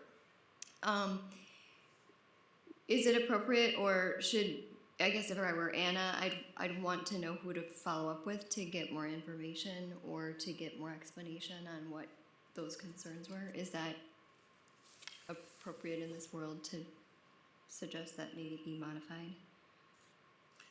Do they need to be anonymous, I guess, in the future? And if I'm looking correctly, I think 3 of 5 responded. In the future, I mean, is there a reason we couldn't have those? Well, so if I may interject again, when it comes to the second data point for 281, a majority of council members agreed that the reports were understandable, accurate, and directly addressed the provisions. You could just have a conversation up there on the dais. Did we get what we needed? And enter in, when there are subjective data points like that, enter into conversation and engage with Anna. The beauty of this particular executive limitation is that it can foster conversation between the council and the city administrator. And that's a healthy way to have conversations about, did we get what we need to be able to do our job? So it didn't have to be in a survey. It's an option. That's fine. But it can also be a conversation. And there are other, I think 282 and 288 also had subjective, oh, and 288 and 282, I suppose, suggestive or subjective data points. Perfect. That answers my question, if that gives you what you need. Yeah, I think having discussions one-on-one probably would be more beneficial from a staff level. So then if there's something that we're off on, then we know we can tweak how we're doing things. So I'll make that adjustment. Council, is 281 a reasonable interpretation? You want, what's the finger signal? Whatever you desire. It's just yes or no, sorry. I'm seeing consensus that 281 is a reasonable interpretation. And I guess, does the data support the compliance of 281? Seeing thumbs up. Okay. 282. 282 is non-compliant communication. Is the interpretation reasonable? I'm seeing thumbs up. Is the data supporting the reasonable or the in compliance? Seeing thumbs up. 283, council policy compliance. Is the interpretation reasonable? Jill. I just had a question. There's reference to disclosure forms and something else. What was it? Yeah. Council staff assessments, which we have not done and we should not have done, correct? Correct. Those would come they'll come at January 1st is when they're scheduled on our calendar. But by the time you do a full monitoring report of this, they will have come, but this is such a small window. But they will be required annually, is the conflict of interest disclosure form, and then also the assessment process at workshops, which is scheduled on your workshops per the council calendar. We just haven't done them yet. Okay, thank you. Does the data support the compliance of 283? Seeing yes. 284, is the interpretation reasonable? It is decision information and trends. Seeing thumbs up, does the data support the in compliance? And Ryan, if I can interject after this, after Please you do. wrapped up that vote. Okay. Would it be helpful, council members, if the data that Anna provides, that's at the very bottom of the report right now, was pasted into in each data section, as opposed to having to, Yep. I was having a hard time scrolling down and tracking, where am I? Yeah, for sure. Does that I had make made a whole sense? bunch of notes asking how the data supports, and then when I scrolled all the way to the bottom, I found it. So yes, I think others did the same. Got it. Noted. We are on to 285, incidental information. Is the interpretation reasonable? Yes. Seeing yes. Does the data support the compliance of in compliance? Seeing yes. 286, information clarity. Is the interpretation reasonable? Seeing yes. Does the data support being in compliant? Seeing yes. 287, adequate information. Is the interpretation reasonable? Seeing yes. Does the data support in compliance? Seeing yes. This is one where I wanted to make the comment that I made earlier, which is, you know, as we work through a lot of the adequate information, as we navigated some very complex things for us, this would be a place where I would love to walk through that in a council, just to say, hey, how did that go? What did it look like? Stacy, what do you think, and how we operated? Staff, did you have questions through this process as to, you know, do I need to can I operate this way? Can I not? I mean, we're talking about a pretty complex thing in a very short period of time, and I think that tested the model. So this would be one where I would love to dive in further. Yeah, this one to me is, I think, are kind of the conversation that we're in right now as a council and staff of, sorry, I call it reorg, but we're calling it, No, that's fine. The vacancy control. Vacancy. Yeah, yep. Is, you know, in your interpretation, I appreciate we're calling out diverse and various perspectives. You know, coming out of last council meeting was, hey, here are other cities that you might engage council and mayor peers to get perspective of. And so I think, are we in compliance? Sure. If you're calling a tight game, if you will, I might say no, because we had one perspective on what was being presented, right? Which is staff perspective, and how do we get others? So I'm not even sure that I would say that's non-compliant, other than like, how do we work through that in board governance? I don't know, Stacy or Anna, any thoughts on that? Not sure if I'm tracking, Ryan. I think I'd need another go from you to see if I can.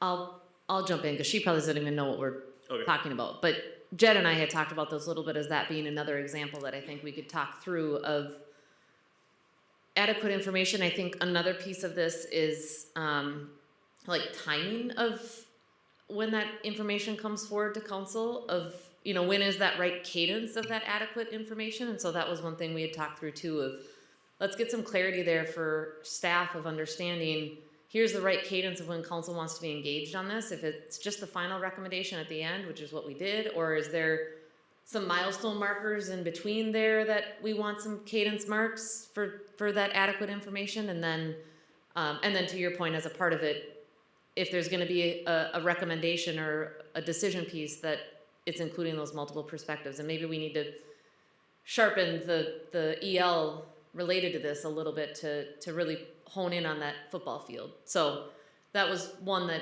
we had talked about along with the NIRON, was that we should really talk that through and make sure that we're functioning and this feels good from a staff perspective and council perspective at a future workshop. Yep.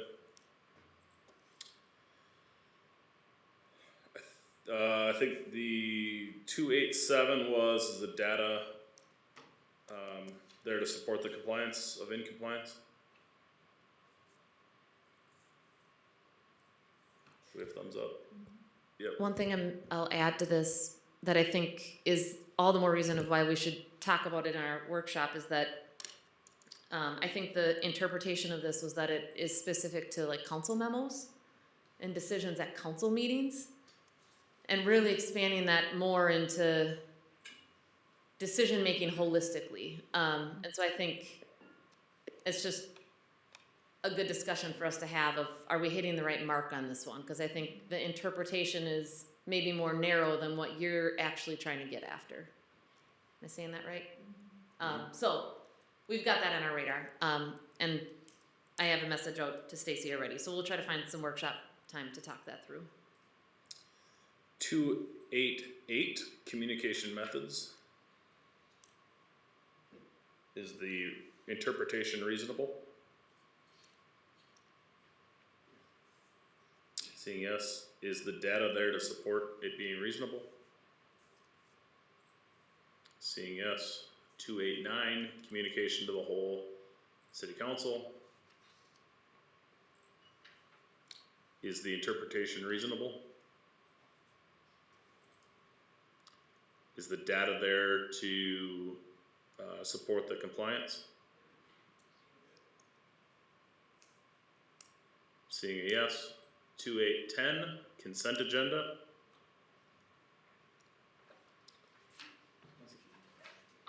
Interpretation reasonable. Are we in compliance from the data? Seeing yes. That brings us overall 2.8 global constraint. We felt everything was reasonable for an interpretation. Do we feel the 2.8 global constraint is? Seeing a yes, is the data there to support it? And if I can interject once you're done with that one more time. Go ahead. Is that okay? So remember, council members, when you get up to the global policy, in this case, the global constraint for 2.8, what you're asking yourselves in terms of the interpretation is there any aspect of that policy, the city administrator shall not cause or allow the city council to be uninformed or unsupported in its work, that isn't already covered and interpreted through the lower level provisions? Anna's coming to you saying, no, you covered it, council members, you covered every aspect of that global constraint. But you, council members, still have to ask yourselves, was there any other aspect that wasn't included in her interpretation? Because that's where she put it. So when you're thinking about the reasonableness of the global constraint, that's what should be going through your mind. It's okay if you don't think of anything else outside of all of those lower level provisions, especially in this case, because there are quite a number. But that's what should be going through your heads. If you conclude altogether, yep, reasonable interpretation, all of the additional 2.281 through 2.810 covered the interpretation beautifully, then you move to the data, and then it's pretty clear. If Anna came in compliance and you all agreed she was in compliance in the data section for all of 2.8.1 to 2.8.10, it's a no-brainer. Of course she's in compliance, and boom, you're done. But that's the mental steps you're going through when you move all the way up and look at the global level. Does that make sense? Tim? Quick follow-up on that. Mike? Thanks. Quick follow-up, Stacy, on that. So let's say that there's a month called February, March, whatever, and something triggers a note on something that didn't feel like, is that something we have to reference back to March of one report that we got that might not have or caused us a question? How do we reference something? Are you thinking, Tim, are you thinking about the tally document, summary of compliance monitoring reports? It's in your big honkin' doorstop binder. Yeah. Yep. Yeah, so, and we'll talk a little about this later on tonight, but the beauty of that tracking or tabulation document is when it comes to the end of the cycle, usually timed around the time that Anna's gonna be having her performance review, that document says, oh, okay, it's a trigger to remind you, oh, that's the reason for the non-compliance here. And you can ask yourselves, thinking about that non-compliance, was that due to some misstep of the city administrator? Was it something out in the world that triggered a non-compliance and we couldn't do anything about it anyway? You know, what was the nature of it? So you're looking broadly at all of these, not looking at that report to say, oh, like back in February, 11 months ago, this happened and now we've got to rethink everything with that particular policy. That's not the nature of that document, that tabulation document. Does that get at the nature of your question, Tim? Yeah, I think that just so that there was some sort of way to review we only look at this at a yearly review, and so there's lots of occasions that could happen, but it hasn't happened, that we want to either discuss or document, and when that is appropriate to potentially revisit that. Well, and I would Go add ahead, quick Ron. that we had some of that discussion throughout the year. And so like tonight, everything's showing in compliance. We've agreed that it's reasonable interpretation and the data supports that it's in compliance. But if we found something to not be in compliant, or if it was presented as not in compliant, we could have an ask to that of how frequent we want an update while it's out of compliance, right? A is when do we think we'll get in compliance? What's going to keep us from getting there? And then B is how frequently do you want that update until it's back in compliance? And so I think if that's kind of the basis of your question of, hey, if something's out of compliance, will we not hear about it again? Is I think we take that step by step and can address it based off the situation there. Maybe it is communication that's something super important to us. We probably want it more frequent until it's compliant. If it's, I don't have an example, but if it was something less tangible or impactful to council, maybe it's, hey, next quarter follow up.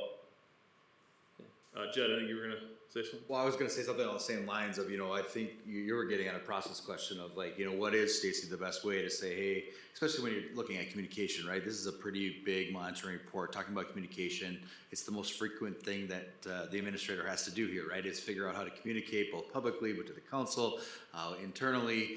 There's a lot of different times where this could come into a place where we're 50 days into launching this, right? And so we're going through, I think not to review this for another year would be probably way too long from a monitoring and compliance perspective. I know there's different cadences within this that allow it to be in a different frequency should we choose that. But what would be the process if, to Tim's point of like, hey, we kind of feel like this one was like what just happened over the last month felt like I wasn't adequately ready to bring forward, and it's a pretty big deal. How do we bring that forward for communication, and what's the right manner to do that?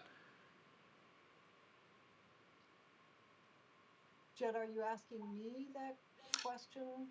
Yeah, I was asking I really was what would be the appreciating the question. I just didn't know if you were directing at me, so I want to make sure. Yeah, just is there a place of time where it's, hey, I'm trying to pick one out here, but adequate information, if we just pick on that one of, hey, this happened, we had something go over in the last quarter, we know this one doesn't come up for another 7 months, something that we probably want to talk through of like, hey, let's talk through our communication strategy or monitoring reports or prohibitions here on this one.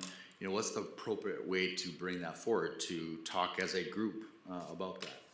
Oh, that's interesting. So what I was thinking about is, and Ryan, you were spot on talking about using the motion for accepting a monitoring report and building into that. We may want to see this sooner, or we may want to see a monitoring report on a particular provision sooner. That's absolutely spot on. That's how the board, one of the governing tools that the board has when it comes to monitoring. But Jed, when you're talking about using this policy to lift up a question about something that might have gone off the rails in a previous month, I might suggest you use the language of the policy to lift up the issue and say, hey, I forget which provision you pointed out, Jed. You just grabbed one for an example, and I don't know. Yeah, I did. Which one it was. 2.8.7 was the one I drew. Okay, yep. So whatever 287 is, it doesn't even matter. You could, maybe it's in workshop, say, hey, I was thinking about policy 287 in light of XYZ that happened a month ago. Could we workshop that to debrief on the incident and make sure that we're all understanding what our policy meant? Maybe taking a second look at the interpretation that we last saw, and simply having a conversation together. I mean, the governance process that you're putting in place isn't to eliminate dialogue. It's to give you a framework for having conversation and holding each other accountable. Because it's not just y'all holding Anna accountable, it's y'all holding yourselves accountable governance process quadrant policies to how you're approaching this work. So there's a couple different ways you can spin it, and I think it's worth conversation, Jed. Does that get at the nature of your question? I think so. Yeah. Tim?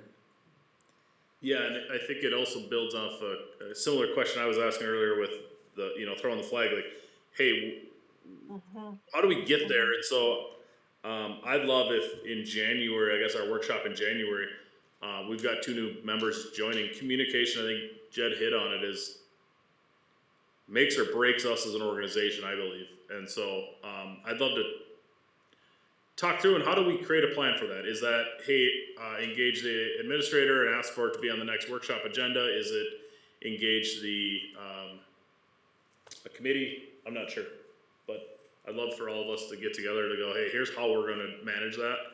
Cause I think the longer things sit, and fester, the worse off we get, so. Working through your packet, Stacy, that you offered the internal city administrator monitoring report tally sheet. Yeah. Second page, is there any reason to doubt the integrity of the information presented? Nope. Here I'd be looking for a yes or a no consensus. I'm seeing no's. We didn't have any non-compliance, so we can move on from that. But Tim, I think that speaks to maybe your question earlier. Mm-hmm. Having reviewed the monitor report, does anything members have learned make them consider whether the policy or policies itself should be amended? If so, what action would we like to see taken? Yeah, I think we covered that. Yep. Jed's comments there. And what is the board's motion related to acceptance of the monitoring report? So this should be an easy motion because we're in compliance and no one is saying they want to see anything different. And I think on the side, we've already had a consensus that we probably want to review this again. So I'd look for a motion. And you can phone a friend if you need to, and I'll help you with the language. But go ahead, Jill, if you're going to take it. Friend. I saw you reach towards that microphone. Is there something specific I need to include in the motion? Oh, well, you need Other to than include both aspects, Jill. So it could be something like, I move to accept this report as a reasonable interpretation of our policies on communication and support to the board, and that the data provided demonstrated compliance with the interpretations. You got that? That would be. Do you want to repeat that? I can do that. Hey, Rob, you just text that. Well, can we just say what she said? Yeah, we'll capture that. Kyle will capture I didn't hear what the motion was, so. Ditto? Do it one more time. No, No. hoping we can capture it digitally. I got it. Okay. Alex has seconded that motion. Any comments, questions, discussion? Mayor, members of the council, I just have one clarifying factor I want to make sure I understand right. So on we have some items that we might want to amend in this policy. And so we all agree that we'd like to talk about that at a future workshop. Are we open to adding a workshop to the second meeting in January? Only reason being that the first meeting is already slated to cover both an actual more thorough review of the cannabis THC ordinance and then also the full CIP utility rate presentation, which is going to be extensive and large. And I just think this item combined with that, those 2 items will probably be too much for one workshop agenda. Jill, Alex? Yeah. Peace out. How is the February one looking? Right now, nothing, but I anticipate that at some point we're gonna wanna have further fire chief vacancy discussions. I would advocate to put it to February. It could be paired with that. Okay, I'm just trying to be respectful of the 2 council member elects. not running before Their they. first 2 council meetings going Okay. past 10 o'clock, and or just the overall clarity and understanding. I'd love for them to get Their feet under communication, so we actually can have a more Yep. in-depth conversation, Okay, albeit one February month in. workshop. Stacy, I'll connect with you on those dates, but February workshop makes sense. Thank you, just wanted that clarity. All those in favor signify by saying aye. Aye. Opposed? That carries. All right, we have 2 action items tonight. Final plat, champion plat 2 is up first. Thank you, Stacy. Good evening, Mayor and members of the council. I just joked with April that my information may be exciting now following that. No offense to Stacy if she's still on. But before you is the final plat approval for Champion Plat 2. We had some previous review and action of the original Champion Plat back in 2023 when we approved it. The public hearing was held at that same date, so we met that requirement for a public hearing notice. The Planning Commission did approve or recommend to approve the Champion Plat 2 at this recent meeting on December 3rd, contingent upon addressing staff comments, and I'll get into that in a second here. Rob, if you could go to maybe the next slide. There we go. Thank you. And just zoom in. So some contextual information. We preliminary platted the entire site for Champion Plat, 167 acres. There was multiple outlots and different blocks and lots associated in right-of-way dedication for future Roberts Road. During the platting process, if you recall, some property owners along 10th Street South there that we have highlighted for outlots there spoke that they would like to purchase additional land. They were notified originally that they had some significant land encroachments with sheds, gardens, things like that because the land was primarily vacant and they didn't even realize. So as part of that, we got into further discussions with that, and then of course Niron came into the picture recently. So we've had the property would have had been replatted with the outlots for the property owners along 10th Street South, and then as well as Niron needing land, which would trigger another platting. So we lumped that into one. The final plat for Champion Plat 2 is roughly 92 acres with various outlots and lots broken down for Niron. That coincides with their purchase agreement and subsidy agreement. The survey work was completed by SEH and paid by the city. The money that is required for those fees will be met with the property owners paying for these lots at the value that we did an overall offer at. So we're working through those purchase agreements right now.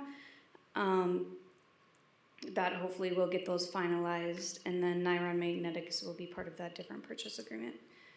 But you see here there's various outlots. Those outlots will be combined with their lots and adjoined, so they have one parcel ID and one tax notice as well.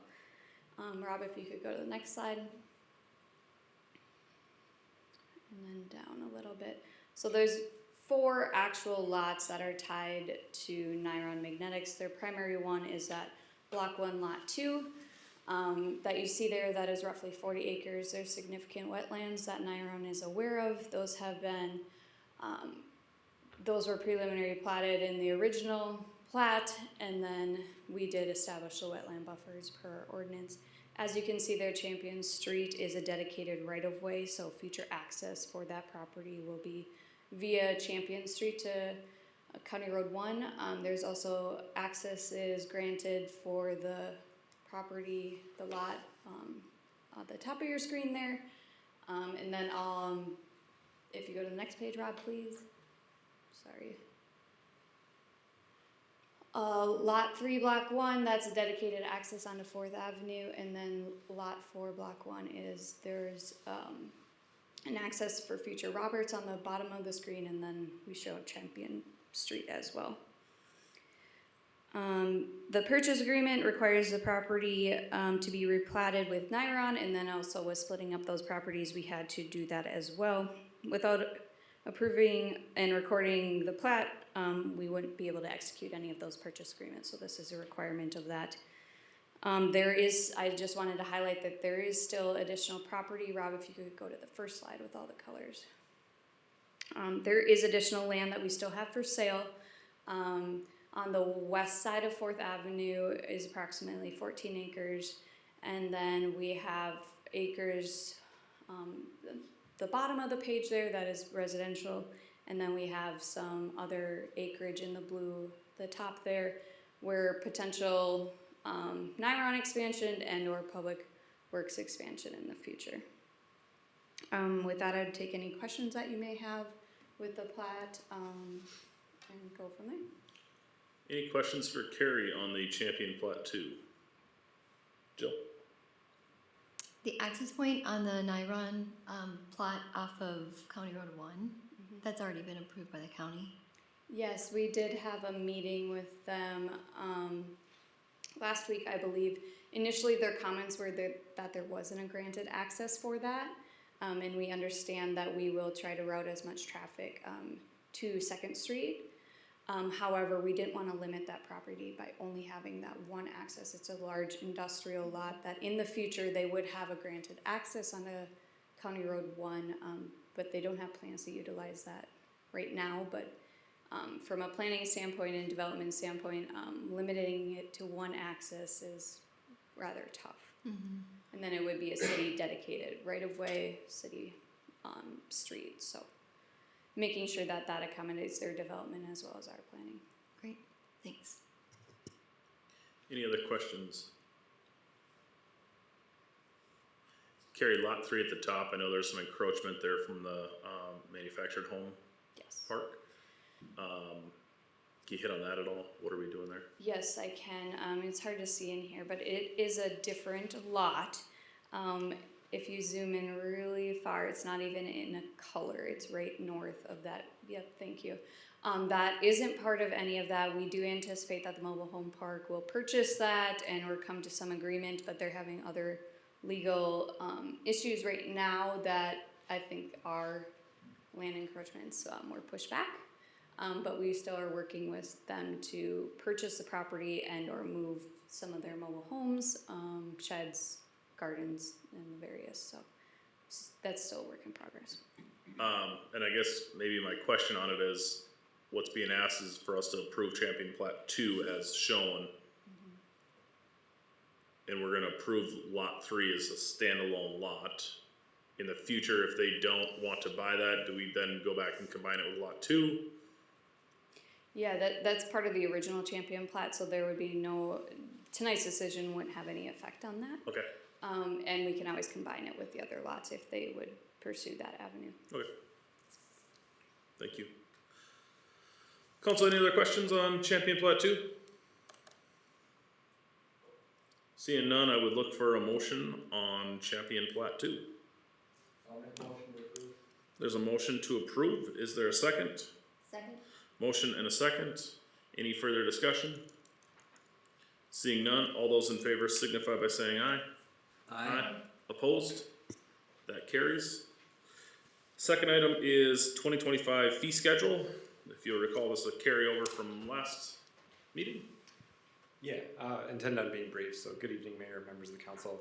At the last meeting, we had voted to table the fee schedule decision to allow staff to provide more clarity on permit fees, rental inspection fees, utility fees, and connection fees. Due to time constraints, we plan on bringing the utility fees and connection fees to the special meeting scheduled in January, but we've provided additional clarity on permit fees and rental inspection fees within the memo. So we'd be happy to answer any additional questions you may have on the updated fee schedule. Any questions on the fee schedule?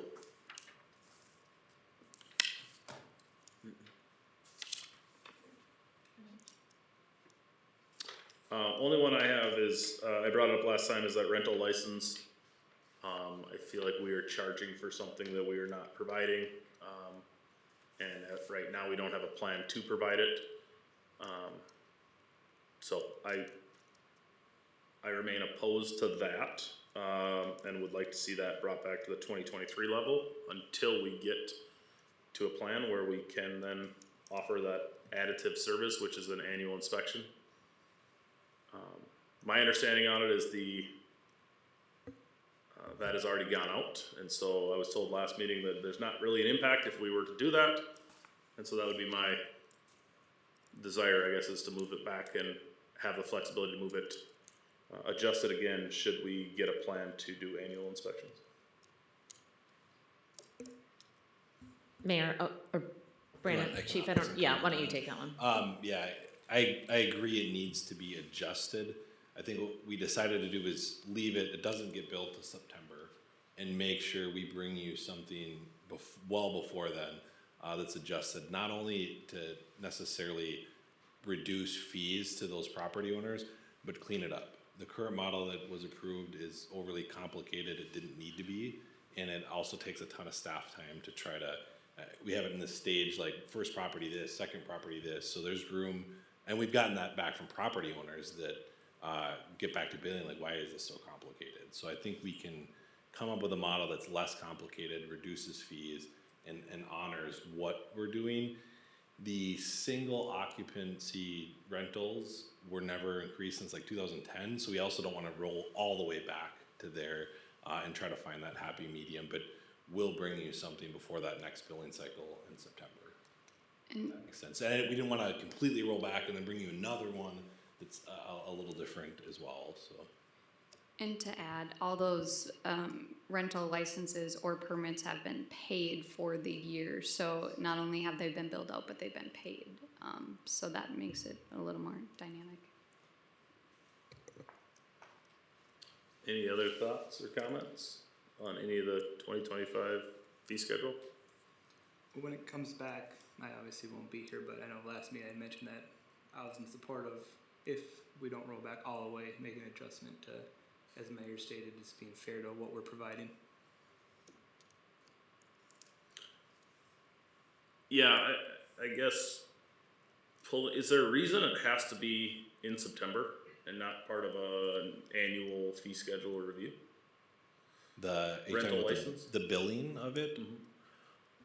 Maybe I it's think option it's established history on per our rental code, but you could change it. There's absolutely we could definitely align it better with our fee schedule, because essentially what happens is we send that out in September, and then you set the fee schedule a couple months later, and if you make changes like tonight, it's almost pointless because it's already been sent out and billed.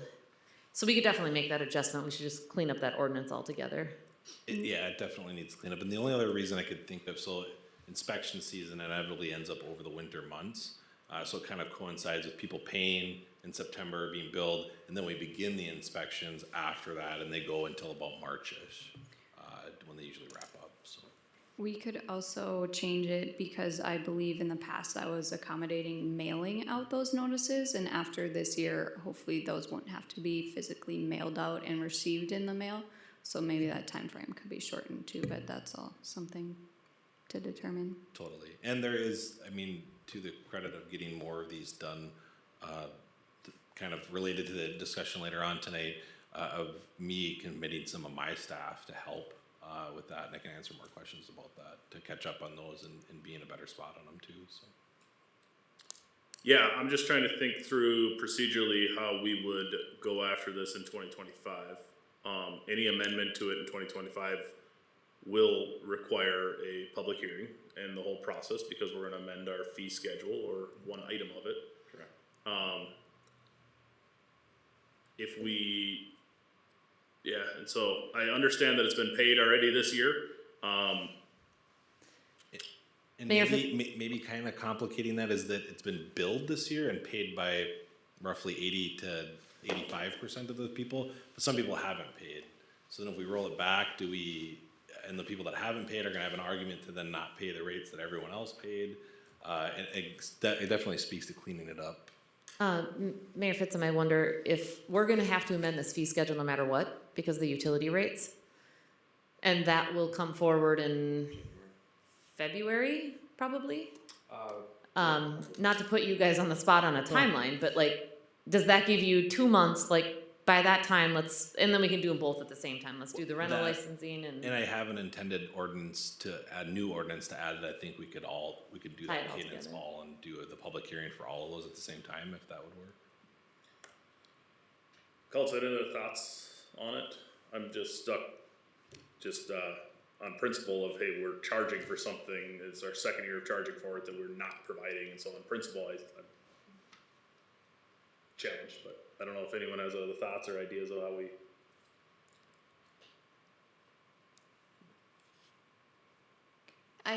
I don't disagree. I think what's been proposed is a clean and good way procedurally to handle it, and to make sure that we're not just making a change on the fly versus looking at it holistically to say what should the ordinance be, and then okay, how do we build in the fee schedule and so forth, and practically how do we make sure those inspections are being done. I guess that makes more sense to me.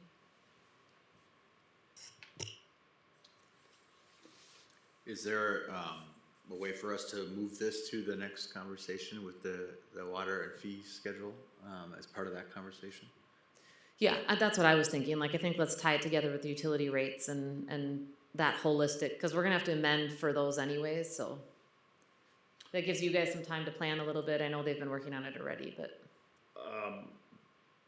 Make sure I'm hearing you right. Procedurally, would it be feasible to pause our rental or table a rental license fee to February when we're gonna discuss that?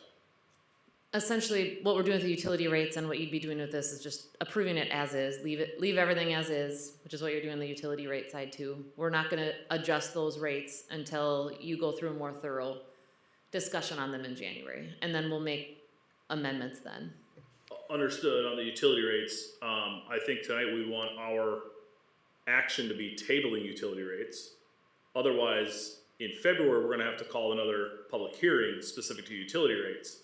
So if we table an item, we've already called the public hearing, we've solidified that. Can you use does that allow you to use the rates It's a within good the? question. It's a good thought process. I don't know if that's allowed. You have to establish utility rates, so not. What do you mean? And do our utility rates automatically expire if not renewed?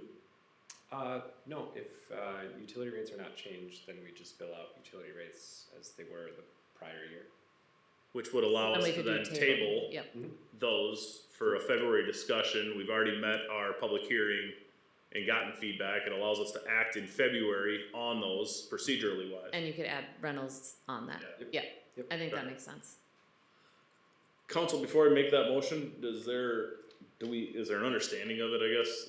I was just gonna let Joe do the motion again. You get this one. Good luck finding a friend. Mayor, if I could just get some clarification, so tonight, would we be having any motions for like the building permit side that we've presented as part of this? Yeah, you'd approve everything and then table just these two other items. Thank you. I guess, again, procedurally, so we get to the right point where we can debate a motion, not to step on your toes for your last one, but I'll make a motion to approve the fee schedule as presented for 2025, while tabling the rental license fee and utility rates. And those are tabled until a February discussion where action can be taken. I'll second that. We have a motion and a second. Now we can debate that motion. Is there any discussion or deliberation? Seeing none. All those in favor signify by saying aye. Aye. Opposed? That carries. Sorry to make that complicated, but I appreciate talking through and understanding how procedurally we can make that work. City Administrator Department Incidental Reports. First up is Administrator. Mayor, members of the council, you received 2 incidental Friday update reports, and they were actually on Wednesdays due to the holiday, and then also pre-scheduled time off. I was off last week, Thursday, Friday. So any questions on either of those incidental reports, I'd be happy to help answer. Council, any questions? Seeing none, thank you. Police Department monthly. Mayor, members of the council, I have my report. I'd stand for any questions if you have any. Any questions for PD? Seeing none, thank you. Fire monthly report. Mayor, member of councils, you have the fire department monthly report. If you have any questions, please let me know. Any questions for fire? Tim? I know we have a special guest heading into town, coming in a few weeks, and between PD and fire, what arrangements have we made, and are they set? No arrangements are set yet, but we will get those out as soon as we can. I think we're delayed a little bit on the elf. Normally he makes a big announcement. True.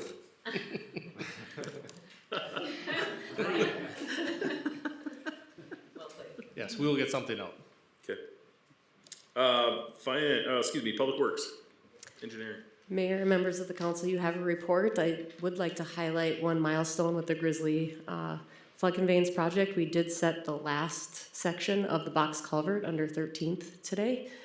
So the contract will be stabilizing and putting that road back together next week for the winter months, and then there'll be some additional stabilization in the spring. But happy to report that that box culvert is now fully installed.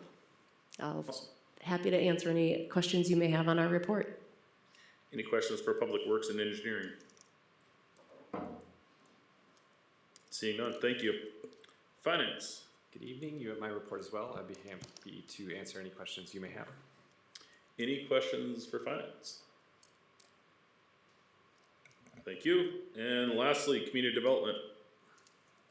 Mayor and members of the council, you have my monthly report. I just wanted to highlight that the Planning Commission did recommend for a new chair since Kelly is leaving us as the presiding chair. So David Wall will be the chair and Colin Anderson will be the vice chair in preparation of the new member starting in 2025.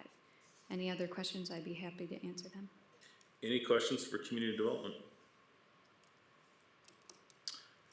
I would just highlight the current days to permit approval of 4.68, outstanding and certainly a competitive advantage for us in the community versus neighboring communities. So, great work. Thank you. Council announcements and farewell messages. Tim. I think I'd defer to Jed. Anyways, I know that no announcements, but congratulations and thank you and farewell to our two council members that have spent the last 4 years up here battling through all sorts of issues and coming up with creative solutions, and your insight has always been valued across the council and feedback. So you'll be missed, and I wish you the best of luck, and I'm sure you'll come to many council meetings just to visit and listen in the future. Jill? Well, I have a few notes. Do you want me to go? First and foremost, I wanted to take a moment to let the community know it's been an honor to serve in this capacity, and I'm grateful for those who entrusted me with the responsibility. And I wanted to extend my heartfelt thanks to city staff whose professionalism and dedication and expertise in your fields and hard work are truly, truly, I feel, the backbone of this community's success. So thank you. Just notes to fellow council members, Tim, Councilmember Elmas, it's been a pleasure sitting next to you every other week for the last 4 years, and your years of experience on council and planning commission bring a high level of understanding to our council discussions, so thank you. Councilmember Lewandowski, thank you for your support and partnership as we embarked on this journey together. I've always appreciated your openness and confidence to say what you see, so thank you. Councilmember Meyer, actually I'll get to you in a minute. Mayor Fitzum, you lead with charisma, and you are a wonderful spokesperson and ambassador for the community. It is a gift, and you have it. Thank you. I think one of the achievements I'm most proud of with this council is our adoption of policy governance. And the shift, although it's a lot of moving parts, allows us as council to focus on strategy and long-term planning and vision, while empowering the staff to take the reins on daily operations with clarity and autonomy. It's a system that we're continuing to learn, but it fosters efficiency, accountability, and trust. And I believe it truly has set Sartell on a really strong path forward, and I'm proud of that. Now, thank you, Councilmember Myers, for bringing this model forward and for pointing us to our consultant, Stacy, who we met with earlier today. You both provided leadership throughout the development of the model, and I'm very appreciative of that. And Stacy, if you're still on, your expertise and patience are invaluable, continue to be invaluable. Tonight we talked about NIRON a little bit, but I think it's a perfect example of policy governance at work. It's a major economic development project for our community, and I do believe it's a game changer. I think that in 20, 30 years, we will look back on this in awe that we were chosen as a community for an NIRON. And it's a direct result of the hard work of the staff in this room. That dedication ensures that Sartell continues to grow and thrive, even 12 years following, the massive devastation that we saw in the mill. Lastly, I just wanted to share a personal note about my decision not to seek re-election. After a lot of thought, my family and I have decided to move outside of Sartell city limits. So while this means I cannot continue to serve, my connection to the community remains strong. My husband and I run a business here in Sartell, and I look forward to continuing to contribute to the vitality of this community in a different capacity. Sartell is where we raised our kids. Our kids graduated from Sartell High School, and it will always be where we call home. And I'm incredibly proud of the work that we've done together as council. In closing, I just wanted to mention that serving as the only female voice on this council has been both a challenge and a privilege.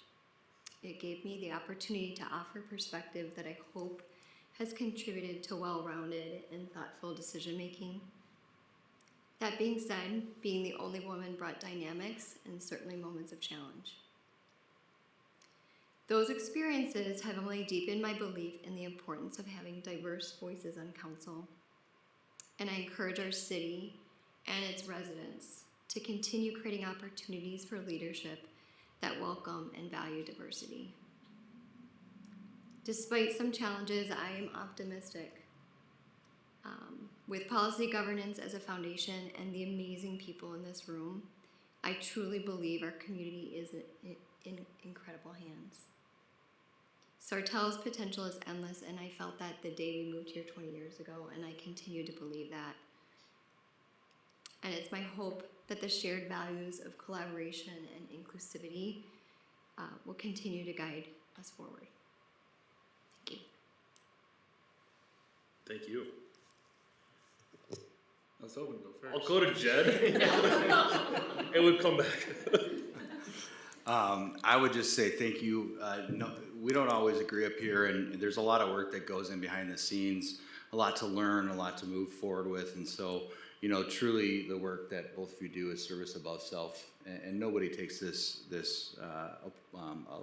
runs for an election and is appointed without a passion for the community. So I just appreciate each of your passions and spending all the time away from your families and all the time and commitment that you did through your time in term here to make this a better place. So good luck with the rest, and we'll hopefully honor all that you've done moving forward.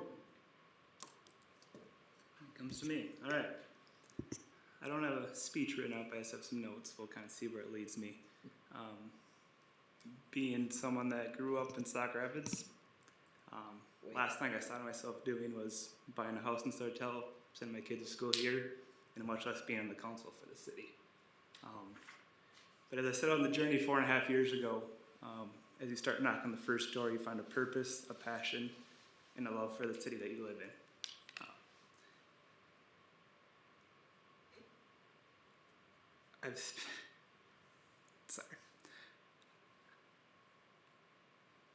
I've spent many nights here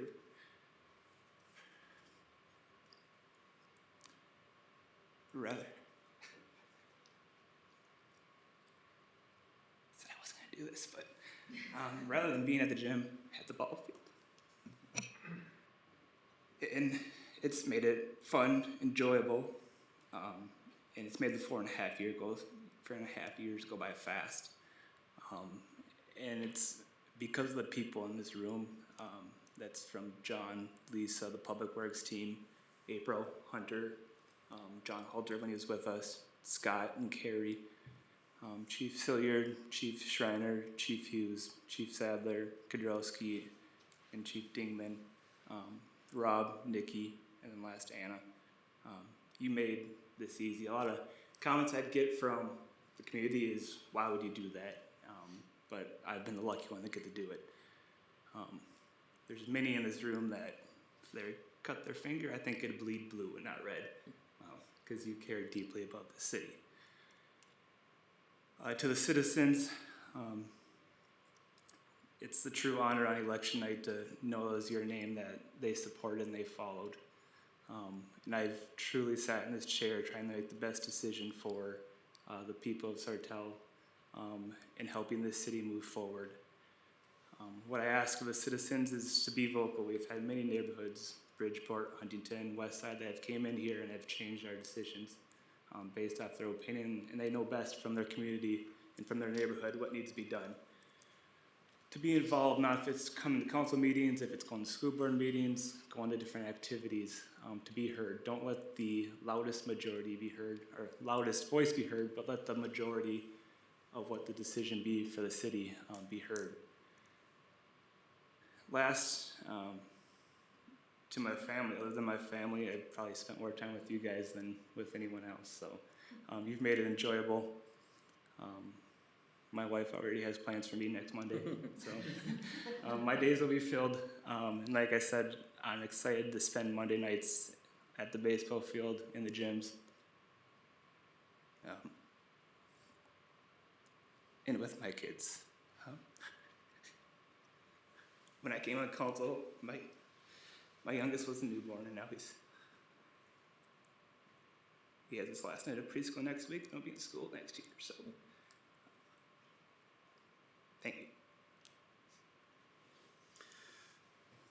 Thank you. I'm not sure what to follow with other than to thank both of you. 4 years, as I thought back on it, I can recall, your swearing in ceremony in January, all the excitement in the world, and in a blink of an eye, it goes by. And so we, as council, have been through a lot in those 4 years. We made a lot of impactful decisions that will carry forward for decades. We've agreed on some, we've disagreed on others. That's how democracy is supposed to work. And so I look at all those as opportunities for our community to improve and grow. And we shouldn't always agree. So thank you for all your dedication. All that you've gone through in 4 years. Our community is certainly indebted to you. And we look, I guess, to the future and seating a new council in January and have the same speech in 2 years. So thank you. At this time, we will go into a closed meeting for the annual performance review of the city administrator. I will look for, we're closing the regular meeting pursuant to Minnesota State Statute 13D sub 3 for the performance review of the city administrator. I will look for a motion to close the meeting. So moved. Is there a second? Motion and a second. All in favor? Aye. We are in closed session.